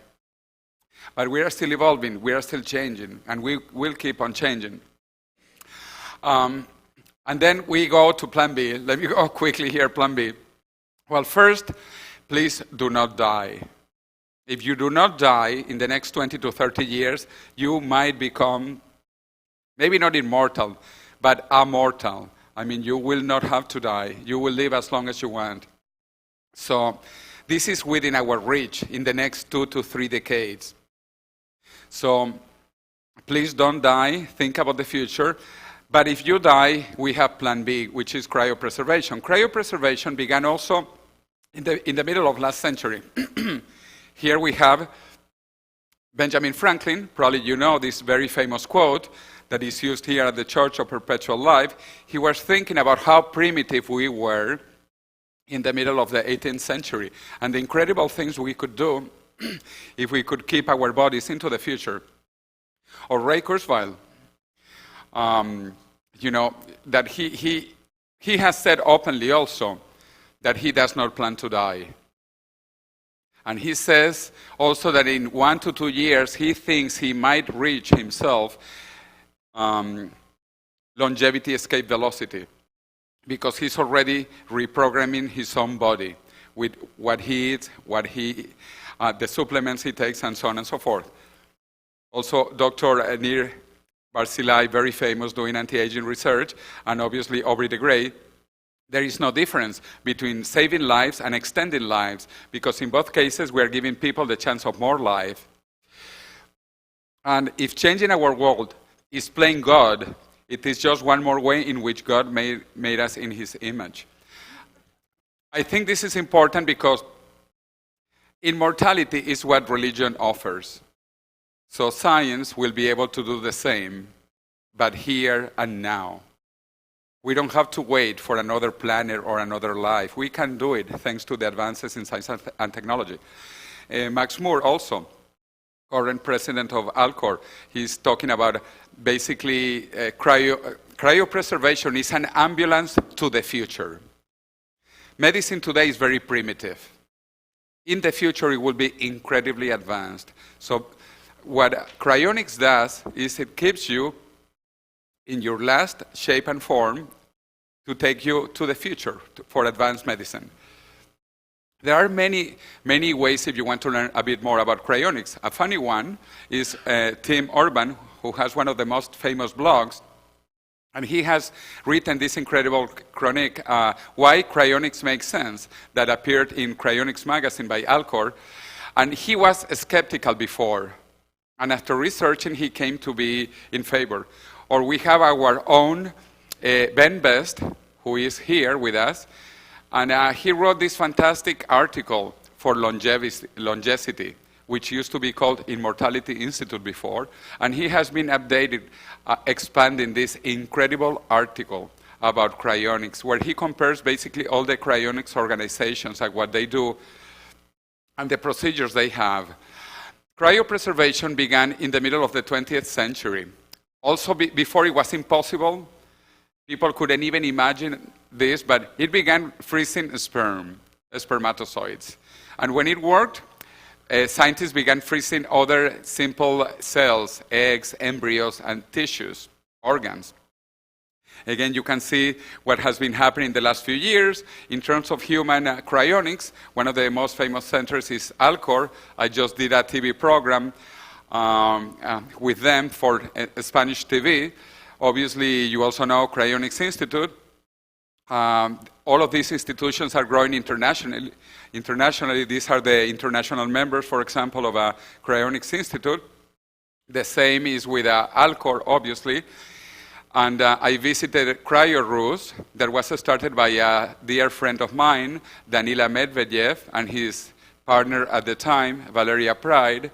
They have grown much, much faster than Alcor and Cryonics Institute, because what they have done in 1 decade is half of what Alcor has done in half a century, almost. So they are growing much faster, but this is a trend of what is going to happen. There are more and more cryonics facilities being started throughout the planet.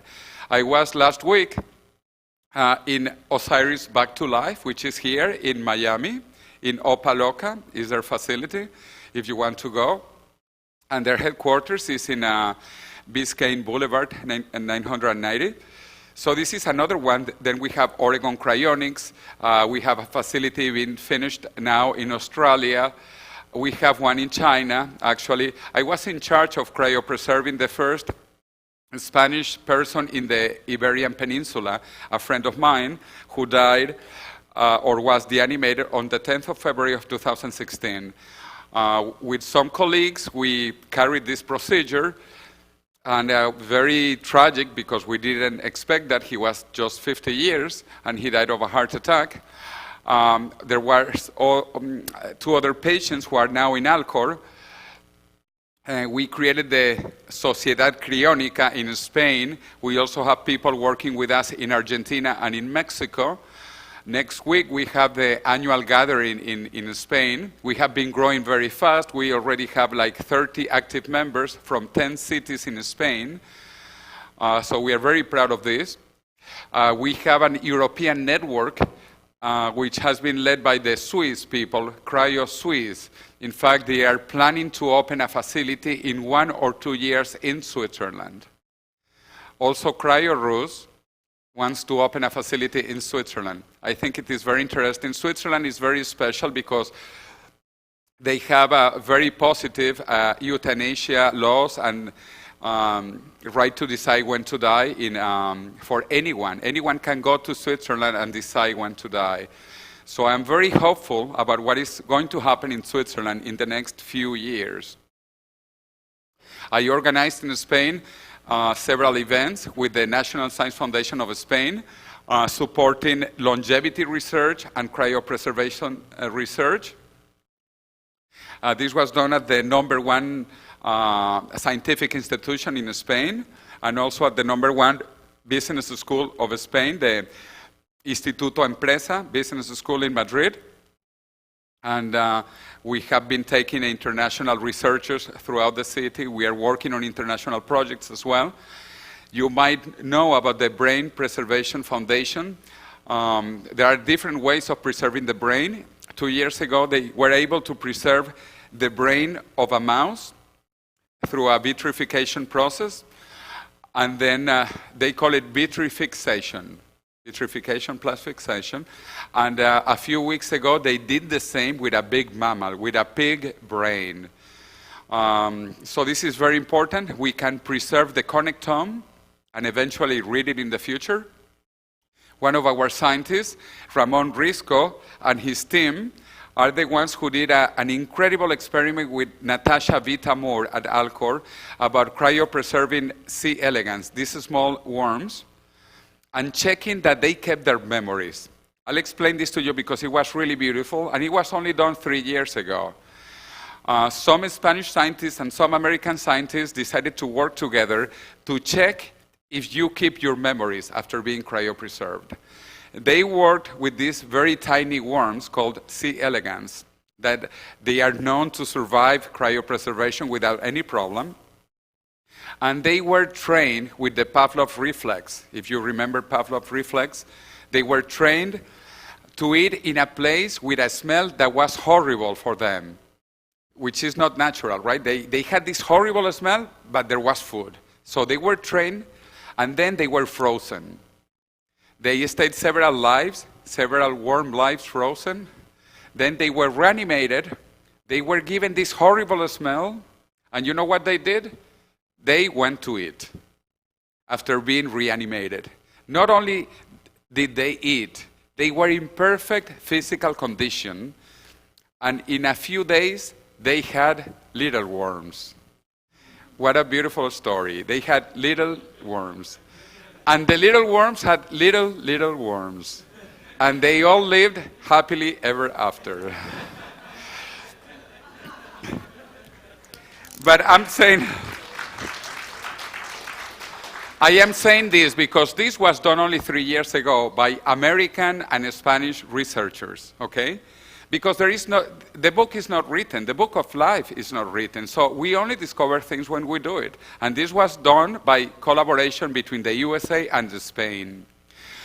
I created a company called CryoBiomed. We are also working on cryopreserving hearts of mice. We are working with mice because they are biologically very close to humans, and we are cryopreserving their hearts and seeing the procedures so that we can eventually do this with humans as well. There is a very important group led by a Dutch-American scientist, Ashwin de Wolf, the Institute for Evidence-Based Cryonics, where more and more scientists are saying that this is not only very scientific, this is possible, and that we believe in this. Some of my students at Singularity University created the Organ Preservation Alliance that has been working on this, preserving all organs. And there was a full article in The Economist, very good, about what is going to happen with organ preservation. And things are so fascinating, like you can see there was a baby that was born from an embryo that was frozen 20 years ago. This was so interesting because there was a baby that was frozen for so long that when it was actually implanted to be born, was older than the mother. Incredible, incredible what is happening. And then there was a patient, the first patient that was frozen in China. Actually, this is incredible. I want to show it to you because I love competition. The Chinese are getting into this.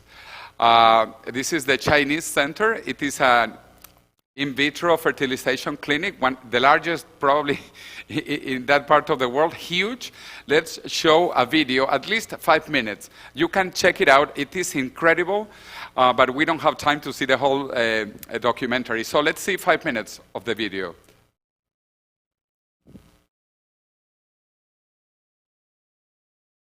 And look at the quality. It's incredible. What the Chinese do when they get into a business.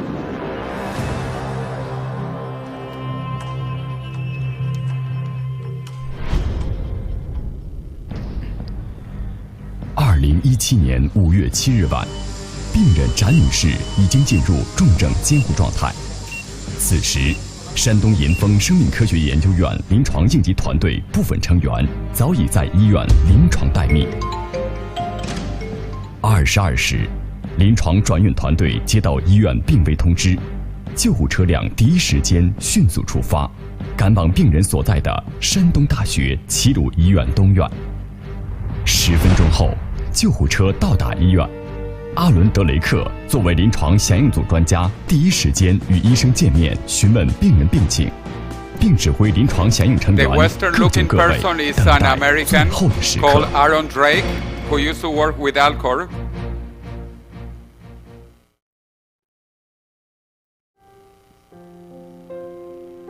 1个多月前，病人展女士因病情恶化，进入山东大学齐鲁医院东院舒适化病房治疗。这一次住院，她向丈夫桂军民表达了一个心愿：捐献自己的遗体供科学研究。我的爱人呢是一个非常有大爱的人，在他这个意识、身体都比较健康的时候呢，就有这个意愿，将来就说了，我们就是把这个身体上能用的部分，能捐给有用的人。展女士是某大型国有银行的职工，事业顺遂，家庭幸福。然而，2015年6月，年仅47岁的展女士却被确诊为左肺上叶肺癌晚期，并多发淋巴结及右肾上腺转移。这样的结果，全家人无法接受，穷尽了所有办法。国内能找到这些医院、顶级的医院、顶级的专家，包括国外的一些，我们全部都联系过。所有的信息反馈回来的信息就是，按现有的医疗手段解决不了这个问题。展女士在家是顶梁柱，在单位是好领导，在生活中是热衷公益、富有爱心的全程义工，但病魔还是无情地侵蚀了她的健康。我们眼睁睁地看着她，没有办法。我能知道她内心的想法，我也知道她内心的愿望，我就能代表她做这个决定。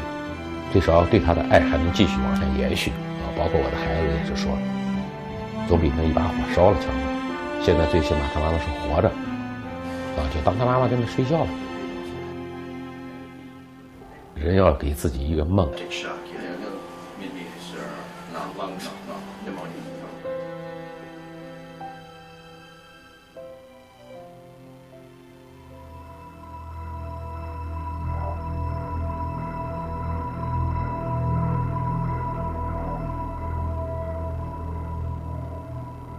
2017年5月8日4点01分，展女士停止了呼吸和心跳，主管医生宣布病人临床死亡。守候了10几个小时的临床响应专家立即介入。When the heart stops beating and the lungs stop breathing, this stops the supply of oxygen to the body. When that happens, the cells can begin to die. So what we want to do is prevent damage from occurring, especially to the brain. So we first put a device over their chest that does compressions, it does CPR. We'll put a tube down into the lungs, and we'll hook them up to a ventilator. Now the patient is breathing again. By doing these things, we can prevent damage from occurring. The next thing we're going to do is cool the body. That will reduce the metabolic demand of oxygen throughout the body. And we're going to administer a number of medications which are going to keep the body very, very healthy. 理论上，当人停止呼吸和心跳后，大脑缺氧耐受时间为4到6分钟。一旦超过这一时间，大脑皮质细胞就会因缺氧开始出现不可逆转的损伤，而心肺支持迅速介入，维持大脑及机体的供血与供氧，可以最大程度地避免上述情况的发生。这也是人体低温保存过程中最重要的环节之一。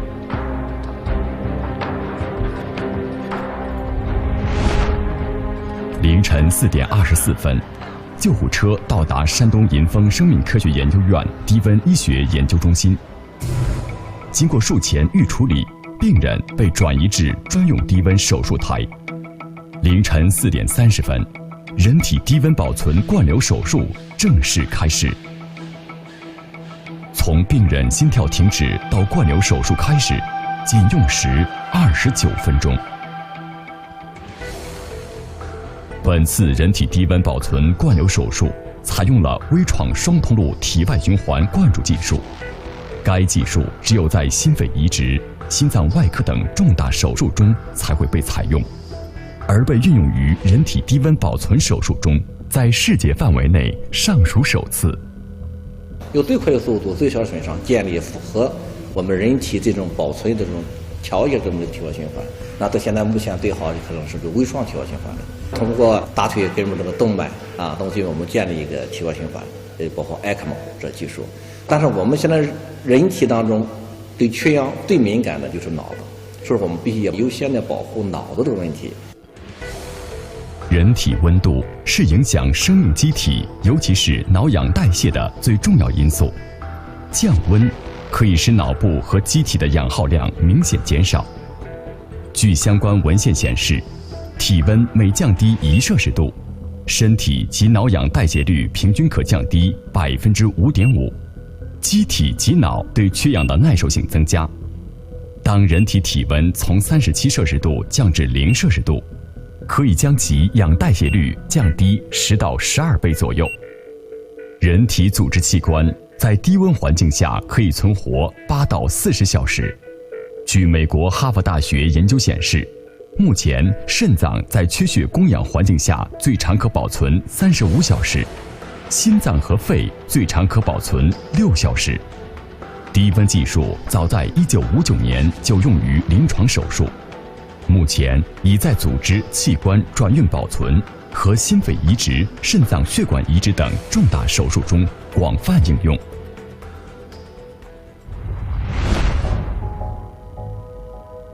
整个灌流手术在低温手术台上进行，同时运用生命支持系统，结合体外循环降温技术，实现身体的降温、血液置换和冷冻保护剂的灌注渗透。冷冻对细胞是有损伤的，怎么能够保证这个细胞的活性非常重要啊。那么说你低温度不能降太快，同时还把整个血液置换出来以后，用低温冷冻保护液保护这个细胞。这个非常重要，把整个血液系统换成我们的低温冷冻保护液，这样能达到比较完善的不损伤细胞的功能的一种保护措施。因此，此次手术通过体外循环技术将体温降至18到20摄氏度，放缓人体生物代谢速度，然后进行血液与冷冻保护剂的置换，并继续进行身体降温。理论上，使其对缺氧的耐受时间可以延长5到6小时。如果体温继续降低，人体生物活性时间将进一步延长，直到降低至0下以后，将停止灌流过程，转移到长序降温设备中。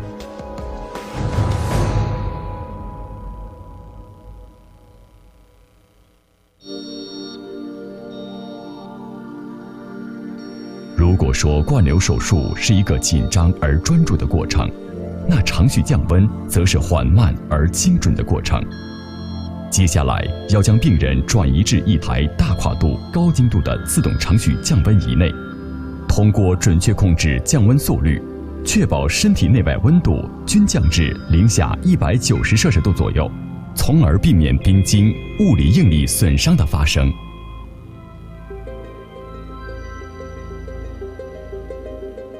这台程序降温仪是目前世界上唯一一台可以连续程序降温到零下190摄氏度左右的人体降温专用设备，由银丰生命科学研究院自主研发。要将整个人体安全地降至零下190摄氏度，大约需要50多个小时。在降温过程中，人体的代谢基本停止。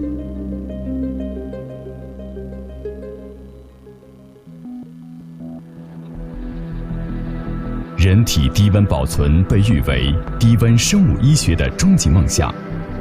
半个世纪以来，低温以及超低温的世界一直吸引着物理学家和生物学家在这个领域探索不辍。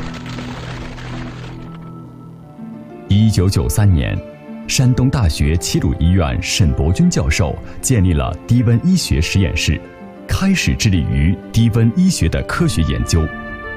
2014年起，先后赴俄罗斯、美国对世界3大人体冷冻机构进行考察与交流，已成功实现多种人体细胞、组织以及器官的低温保存及复苏，掌握多种配方的冷冻保护剂，成功研制大型程序降温及保存设备等。为论证人体低温保存的可行性，陆续进行了数十例动物实验。参照国外3家人体冷冻组织的经验，制定了更符合科学依据的人体低温保存的手术方案、技术路线，积累了宝贵的数据参数。银丰生命科学研究院拥有经验丰富、实力雄厚的专业技术队伍，包括来自美国的著名人体低温保存专家阿伦·德雷克，已在阿尔科从事人体冷冻多年，并参与过70多例人体冷冻手术。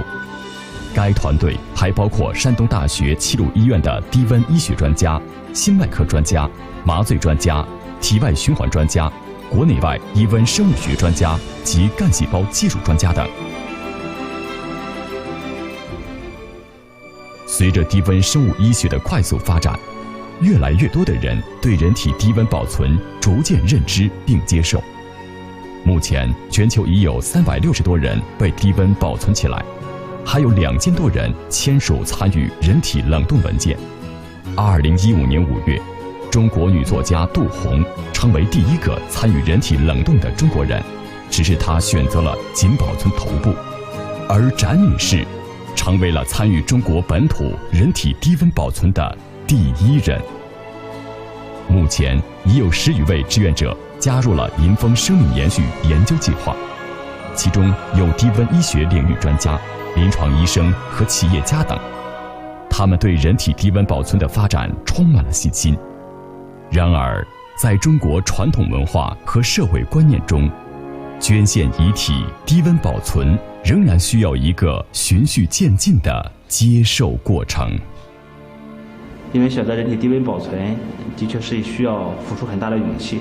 无法成功的原因，第一个是，这种入土为安的传统观念，家庭成员意见的不统一，有一些愿意参与这项研究计划的人，是在最后时刻才做出决定，留给我们临床响应的时间太短，也导致我们无法对其采取临床应急的措施。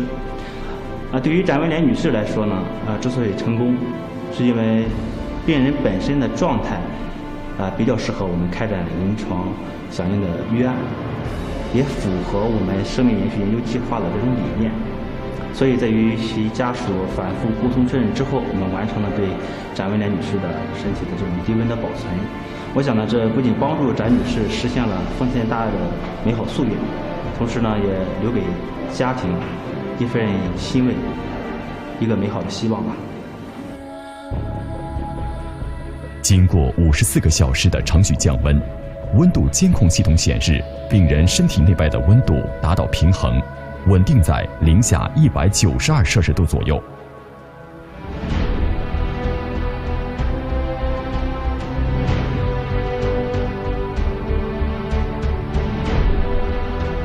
在特制液氮保存罐中，温度将被维持在零下196摄氏度。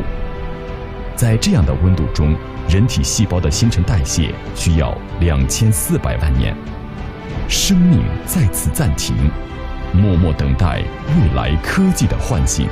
The Shandong Yinfeng Life Science Institute is the first organization to have ever performed a full-body cryopreservation in Asia. I truly believe that they have the potential to be the best in the world in stabilization and cryopreservation. Because of what I saw, it went perfectly. And I have 9 years worth of experience to say this. I've worked with every Cryonics organizations around the world, and I'm very impressed. 作为中国人体低温保存研究的先行者，现在做到的是用当今最符合科学依据的技术，把身体完整的保存起来。而对于复苏，则期待未来生命科学和医学技术的巨大进步。我们还有很长的路要走。现有的技术条件下，我们解决不了，那么留给未来去解决。就是说，虽然人不能永生，但是我们最起码能留着这个永生的希望。我能帮你实现这个愿望，我已经就很高兴了。如果要说，有这个可能，将来我能陪着他一块儿苏醒，那是更好。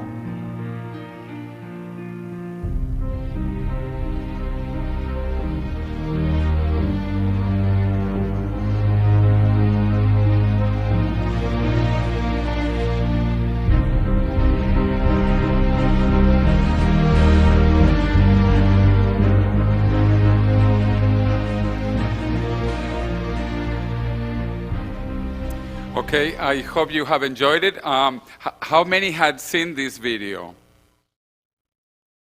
Okay, 4 people, 5 people. This is really incredible. Huh?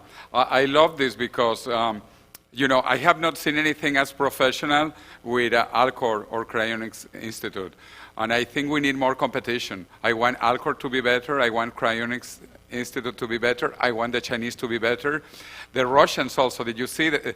Those of you who know the people from Cryo-Rus, they appeared on the video as well. And also Denis Kowalski from Cryonics Institute was in the video. So this is incredible what the Chinese are doing, truly admirable. This will move cryonics into the next level.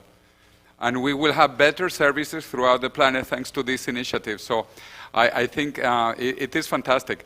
Aaron Drake with some friends created ICE, which is a very appropriate name, okay? International Cryo Medicine Experts, and they are trying to take these ideas to other countries. This is truly only going to explode to see this. Also because we live in magical times. We are in between the last human mortal generation and the first human immortal generation. So those who die now, die for stupid. For being stupid, because no one should die, especially now, because we have Plan B, we have cryopreservation. We can cryopreserve you to be reanimated in the future. So this is a fantastic time to be alive, and even if you die, it is a fantastic time to be cryopreserved. There is a beautiful TEDx talk, the first one on cryonics by a friend of mine from Portugal who now lives in England, João Pedro de Magalhães. Look at it, it's very interesting. If you have more time, that is João. He worked with George at Harvard.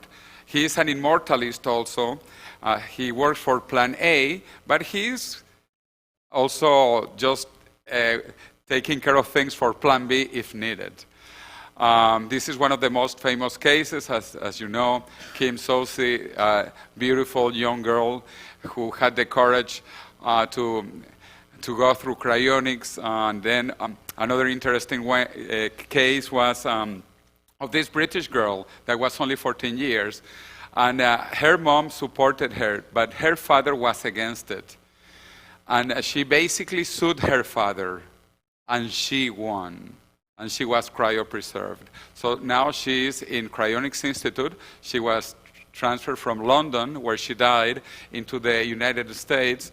And it was a very important legal case because her father did not want it, but then she sued her father and she won. Really beautiful. And then we have a very young patient, only 7 years old. Signed up. But there are cases who are very young. As you saw, this is the youngest patient, and she is in Alcor as well. So all these things are growing. My professor Marvin Minsky at MIT, father of artificial intelligence also, I think he's having a very cool life now in Alcor. I highly recommend this book by a very good friend, and many of you know him, Rudy Hoffman. This book will be published in the next few weeks. It's called The Affordable Immortal. Okay, and he is the #1 leader in insurance for cryopreservation, and this is a fantastic book. I reviewed it last week. I highly recommend it. Again, do not die, but even if you die, this is affordable. You can actually pay for cryonic preservation with insurance, especially if you are in your teens and 20s. Just to wrap up, we are going to cure all diseases. We are going to prevent all diseases. My forecast is that in 4 to 5 years, we will cure paraplegics. We will cure in 10, 15, 20 years all these horrible diseases. There will be no Parkinson's, there will be no Alzheimer's, and there will be no aging by 2045. We are going to see the death of death. Really, this is an incredible time. The best time to be alive. But as the Chinese say, everything has yin and yang. And this is so complex that yin-yang inside has little yin-yang. And the little yin-yang has little yin-yang. So we have to think about all these issues. I love this picture of the world at night by NASA, because the Chinese, they say, let's light up the world. And they have a beautiful phrase, do not blame darkness. It is better to light up a candle. So I have 3 candles here to light up the way to the future. So, Karen, if you can help me. One is for you, one is for Bill, and one is for Neil. So if you can light them up. And in 3 minutes, we will be going down. Also, while we light up the world, instead of blaming darkness, let's see at the possibilities of the world. And let's look at the close-up of Korea. I actually teach in South Korea, and I have been once to North Korea. I don't recommend it, but you can go to North Korea. North Korea is truly the darkest country in the world, and it is the last country without internet in the planet, while South Korea has the best internet of the planet. So where do you want to be? To the future or to the past? Do you want to go to the way of South Korea, interconnected, or the way of North Korea? We have to meditate. Meditate, let's meditate. We are in the Church of Perpetual Life. This is the place to meditate. Come with us to San Diego, to California, with Bill Falloon, with Neil, with Karen, with me. Come to Spain. Spain is the land of Plus Ultra. The logo, the motto of Spain is Plus Ultra, the land of Plus Ultra. And that is why in Spain we are collaborating with the USA to see the death of death. We are close, we are very close to bring the death of death. So come to Transvision in Madrid in October. I am trying to start a cryonics facility in a really nice place in the Canary Islands. So let's hope that this might come to happen in the next 2 to 5 years. You are all welcome to Madrid and to the Canary Islands. Read the book, The Death of Death. I will be signing them downstairs. It's fantastic. Plan A and Plan B. You can buy it in internet also. And as Goody Allen said, I am going to live forever or die trying. Actually, well, that's what he said. I don't even plan to die. Okay? I'm not dying. And remember, in 30 years, I will be younger than today. I finish with this beautiful, beautiful Chinese word. I love China. We have actually one Chinese person and two half Chinese, so they enjoyed the video. This word in Chinese means crisis. Crisis in Chinese has two characters.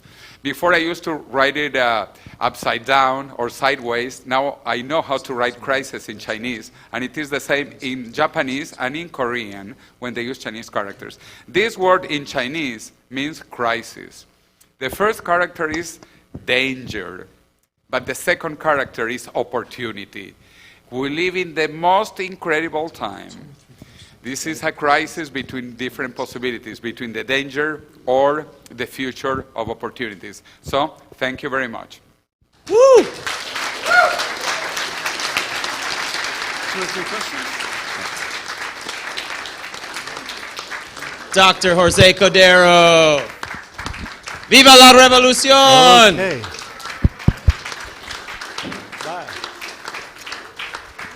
Ladies and gentlemen, Jose Cordeiro.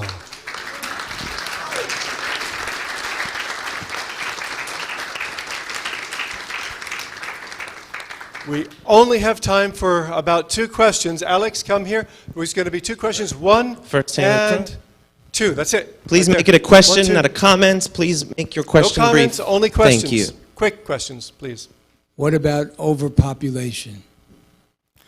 Jose, would you like to? Yes. Actually, we could have more questions if we had telepathy. So in 20 years, we will have telepathy, and we will communicate.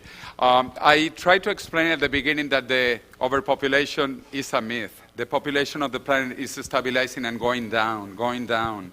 There will be no Japanese in 2 centuries. China is going to lose 200 million people. Anyway, this is what the Malthusians said 2 centuries ago. Malthus said it was the end of the world. It was the end of England because England had reached 10 million people and it could not have more people. That was the end because of the technology that was so primitive. So 10 million people was overpopulation for England at the time. Today, England has over 60 million people and it is not overpopulated. Why? Because we have more technology. And in the future, we are going to have much more technology. Nanotechnology is coming to the rescue. Artificial intelligence is coming to the rescue. Drones, robots. We are moving from a world of scarcity into a world of abundance. And we need more brains, not less. The brain is the most complex structure in the known universe. Humans don't come with a mouth and a behind only.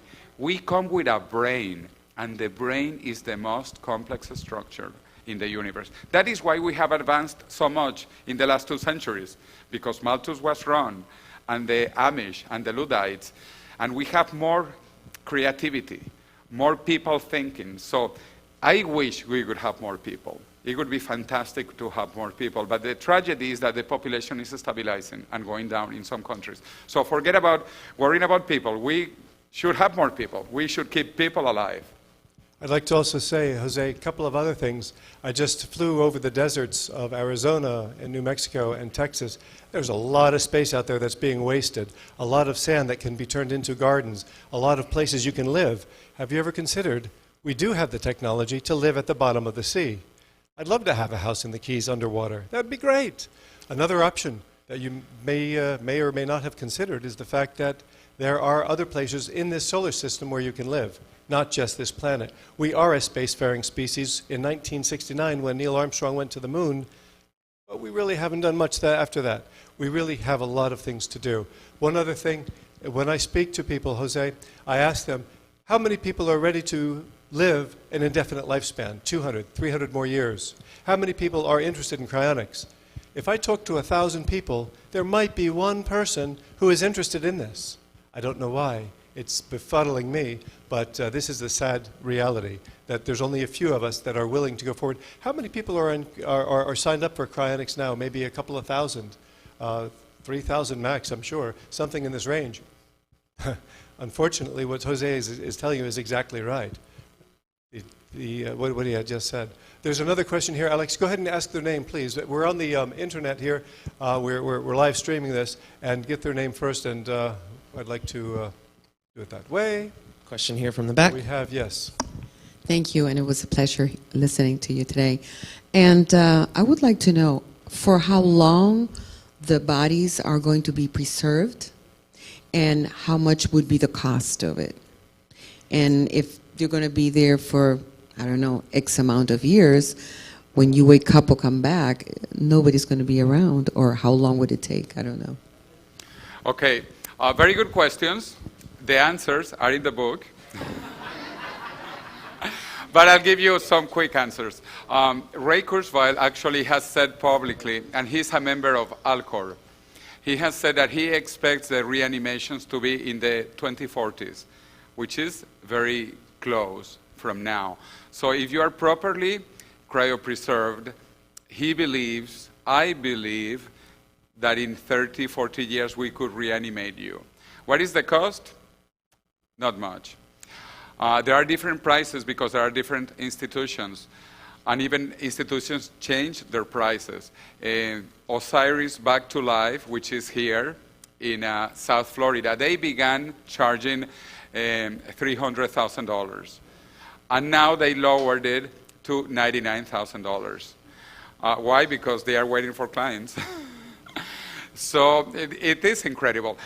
Russia, Cryo-Rus, and we have two people from Cryo-Rus here, they can tell you, but for the neuro cryopreservation, it is 12,000 euros, and for the full body, it is 36,000 euros. Cryonics Institute, which is in Michigan, it is $28,000. Besides that, there are additional costs of a standby associated, depending on what happens to you and where and how it happens to you. But for cryopreservation in CI, it is $28,000. Alcor is a bit more expensive. It is between $80,000 for neuro and $200,000 for a full body. So it depends. It depends. But again, it is not unreasonable, and again, it is paid by insurance. That is why I recommend that book, The Affordable Immortal. You can pay this through insurance. It is not a lot of money. Again, a very grandiose funeral could cost more than cryopreservation. And that is the cost indefinitely. What you pay to Alcor, what you pay to CI, what you pay to Cryo-Rus, what you pay to Osiris Back to Life is indefinite. Okay, so it's not much. I think most people here could be able to afford for that, especially with insurance. So it is not much. But anyway, read the book. Also, I showed the video in Chinese because once you become immortal, you have enough time also to learn Chinese. You know, I'd like to, yes. I'd like to also mention, young lady, what is your first name? Gladys.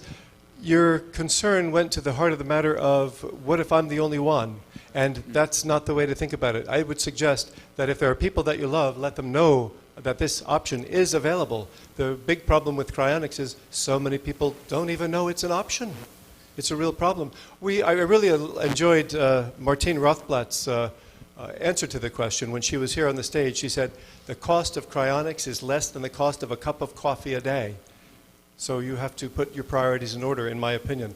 I am 5 of 7 children. My wife is 5 of 8 children. We have many, many cousins, probably 100 between the two of us, cousins and second cousins, and I want all of them to come along. The fact of the matter is, I don't know any of them that are going to come along. I'd love to have them there, and I'm talking with them about it. And I would urge those of you who are cryonicists, or those of you who are thinking about cryonics, by all means, talk to your friends and family, those that you love, that you want to save their lives. We have tables, 2 tables of cryonics, one immediately out these double doors and another downstairs where you can gather information that you're welcome to have. That's for you to take away, and if you have, again, questions on this, please talk with me about this. There was another point, the RADFest Jose had talked about. The RADFest is in September. We have cards there for that as well.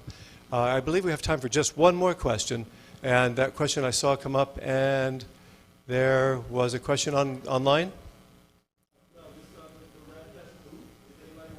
Yes, of course, of course. Ladies and gentlemen, you may recall that we had a sign-up location. Dr. Paul was there at that time. We have a computer already set up at the library. We have a library, by the way, in the back corner, and you can check out a book, just self-check it out. But I'm going to ask you to, if you're interested in going to the RadFest, we'll sign you up right here, right now, and if there are any discounts, then Warren is going to be there at that table to help you to do that. Warren?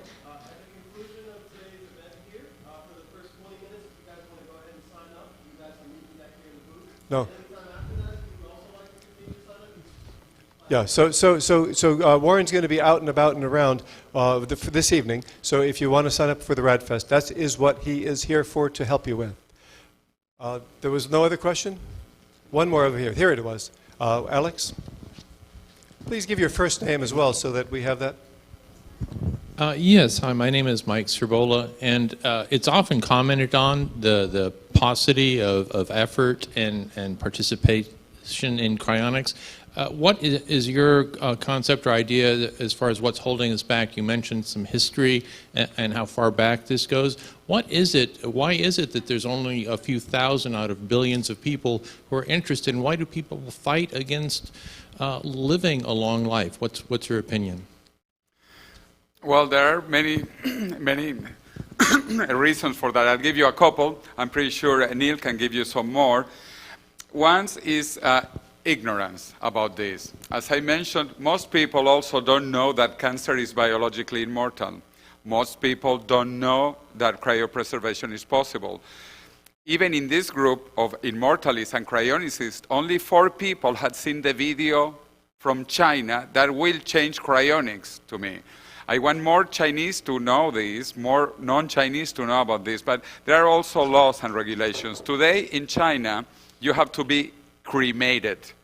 Mao Zedong in China basically forced cremation on everybody because there were many infectious diseases, many people who died during the war, and so on and so forth. So basically he forced cremation. And then by law, you have to be cremated. Therefore, there are some legal issues. I am actually fighting in Spain to allow also cryopreservation. And there is a historical precedent, which is cremation. In Spain, cremation was illegal, like in most Catholic countries, because in Catholic countries, you had to be buried for resurrection. So you needed your body.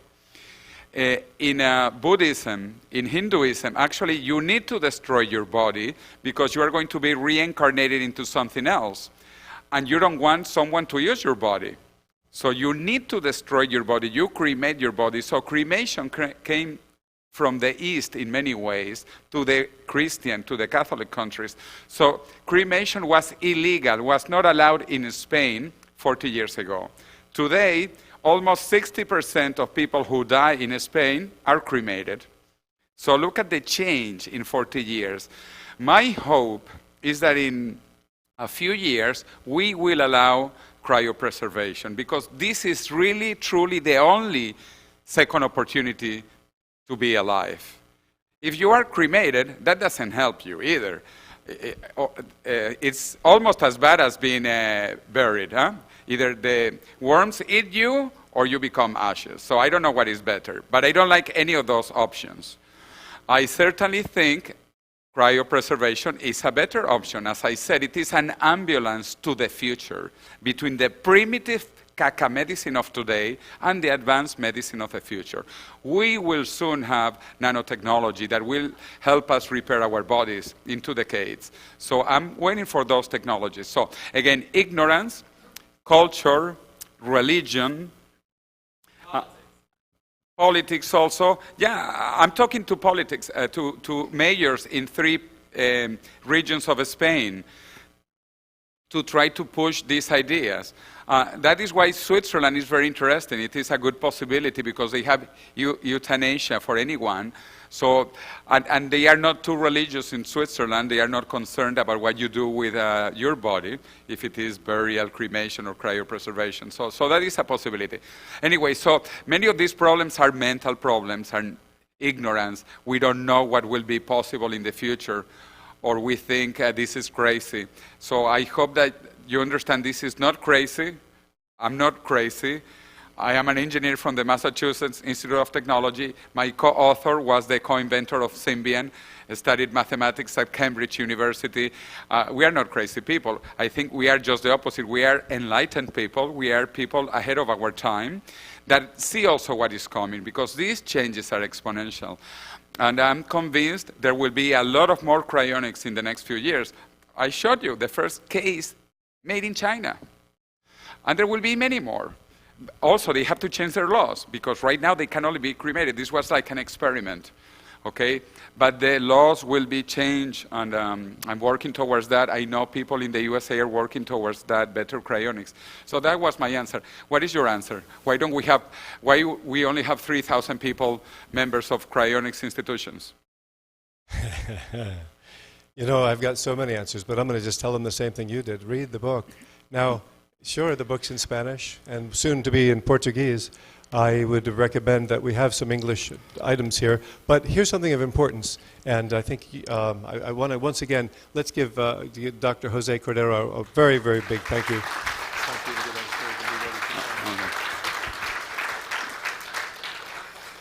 Yeah. So I'd like to just announce a couple of other things. We're running a little bit long here, but thank goodness we've structured things so that everything is in perfect order. Absolutely in perfect order. Our 5-star chef, his name is Chef with a C, first name Chef with an S. His Sheffold, his actual name is Sheffold, Chef Sheffold, we call him Chef. And he has prepared a delicious fish or poultry or vegan dinner for you. You may have seen the great snacks that were there before. Well, just wait to see what he has for you now. So I'm going to invite you to enjoy some delicious food with us. You'll have the opportunity to speak one-on-one with Jose, because he's going to be downstairs doing a wonderful book signing. His book is only $25. This is the one chance you're going to have a signed copy. It doesn't matter that's in Spanish, because you're going to have the first edition of The Death of Death, signed by Jose himself. By the way, he's going to be on CNN at 8 o'clock tonight. We're having it taped. Actually, we're not having it taped. YouTube's doing it. We'll be able to review that. This very event tonight, this very event, the filming of this will be on YouTube in minutes. You'll be able to watch that downstairs, because Warren's going to put that on our TV downstairs. Warren. And downstairs he's going to have the YouTube channel rolling, so you can be able to see that. And also the PowerPoint that you just saw will be available on our website, perpetual.life, or churchofperpetuallife.org, same place, and you'll be able to see the PowerPoint there. And there's a question from the crowd? I thought I saw a question. All right. Yes. Yes, very good. So I invite you to come back again next month, to stick around a while, ask questions of the cryonicists that are here. They're wearing different name tags than you are, and they're a little bit more colorful with dots of green and blue and red and yellow. And they'll be happy, I'm sure, some of them will be happy to talk with you if you'd like to discuss the idea of cryonics. I'm here for that as well. That's Plan B. That's Plan B. I have no intention of being cryonically preserved. I have no intention of being frozen. I have the insurance that I call life insurance. Sure I do. What if the bus comes along and hits me, right? That proverbial bus, or whatever can happen. Anything can happen. I think of our lovely George Tom Moniz, who was so close to going there, but it didn't happen for him. And I regret whenever we lose a church member, a family member, that you are my family, and I want to see you in the future. By the way, I'm going to have a birthday party. You're all invited. My 500th birthday party, I'll give you the date later on. My 500th birthday party, I'm telling you now, I'm going to be there, and I hope you will too. I think some of you here will be there. And I hope many of you will be there. So let's enjoy some food and drinks and some merriment. What was your question? Come forward. Come on up. I'm going to give you a microphone. Yes. Quick announcement by... Quick announcement. Yes. I want to invite everybody on May 20th. Again, the book that Cordeiro mentioned, Transcendence and Fantastic Voyage, talks about prevention. We have to prevent. We have an event on May 20th, Integral Life Center in Pompano Beach, free, all-day conferences, food, and music, and I have some flyers that you can. Jose has flyers for this event. They're cards. They're on the table. But see Jose right now. He'll give you a card right now, and then you can get on over there. Thank you, Jose. Thank you. I appreciate that. All right. See you in the future.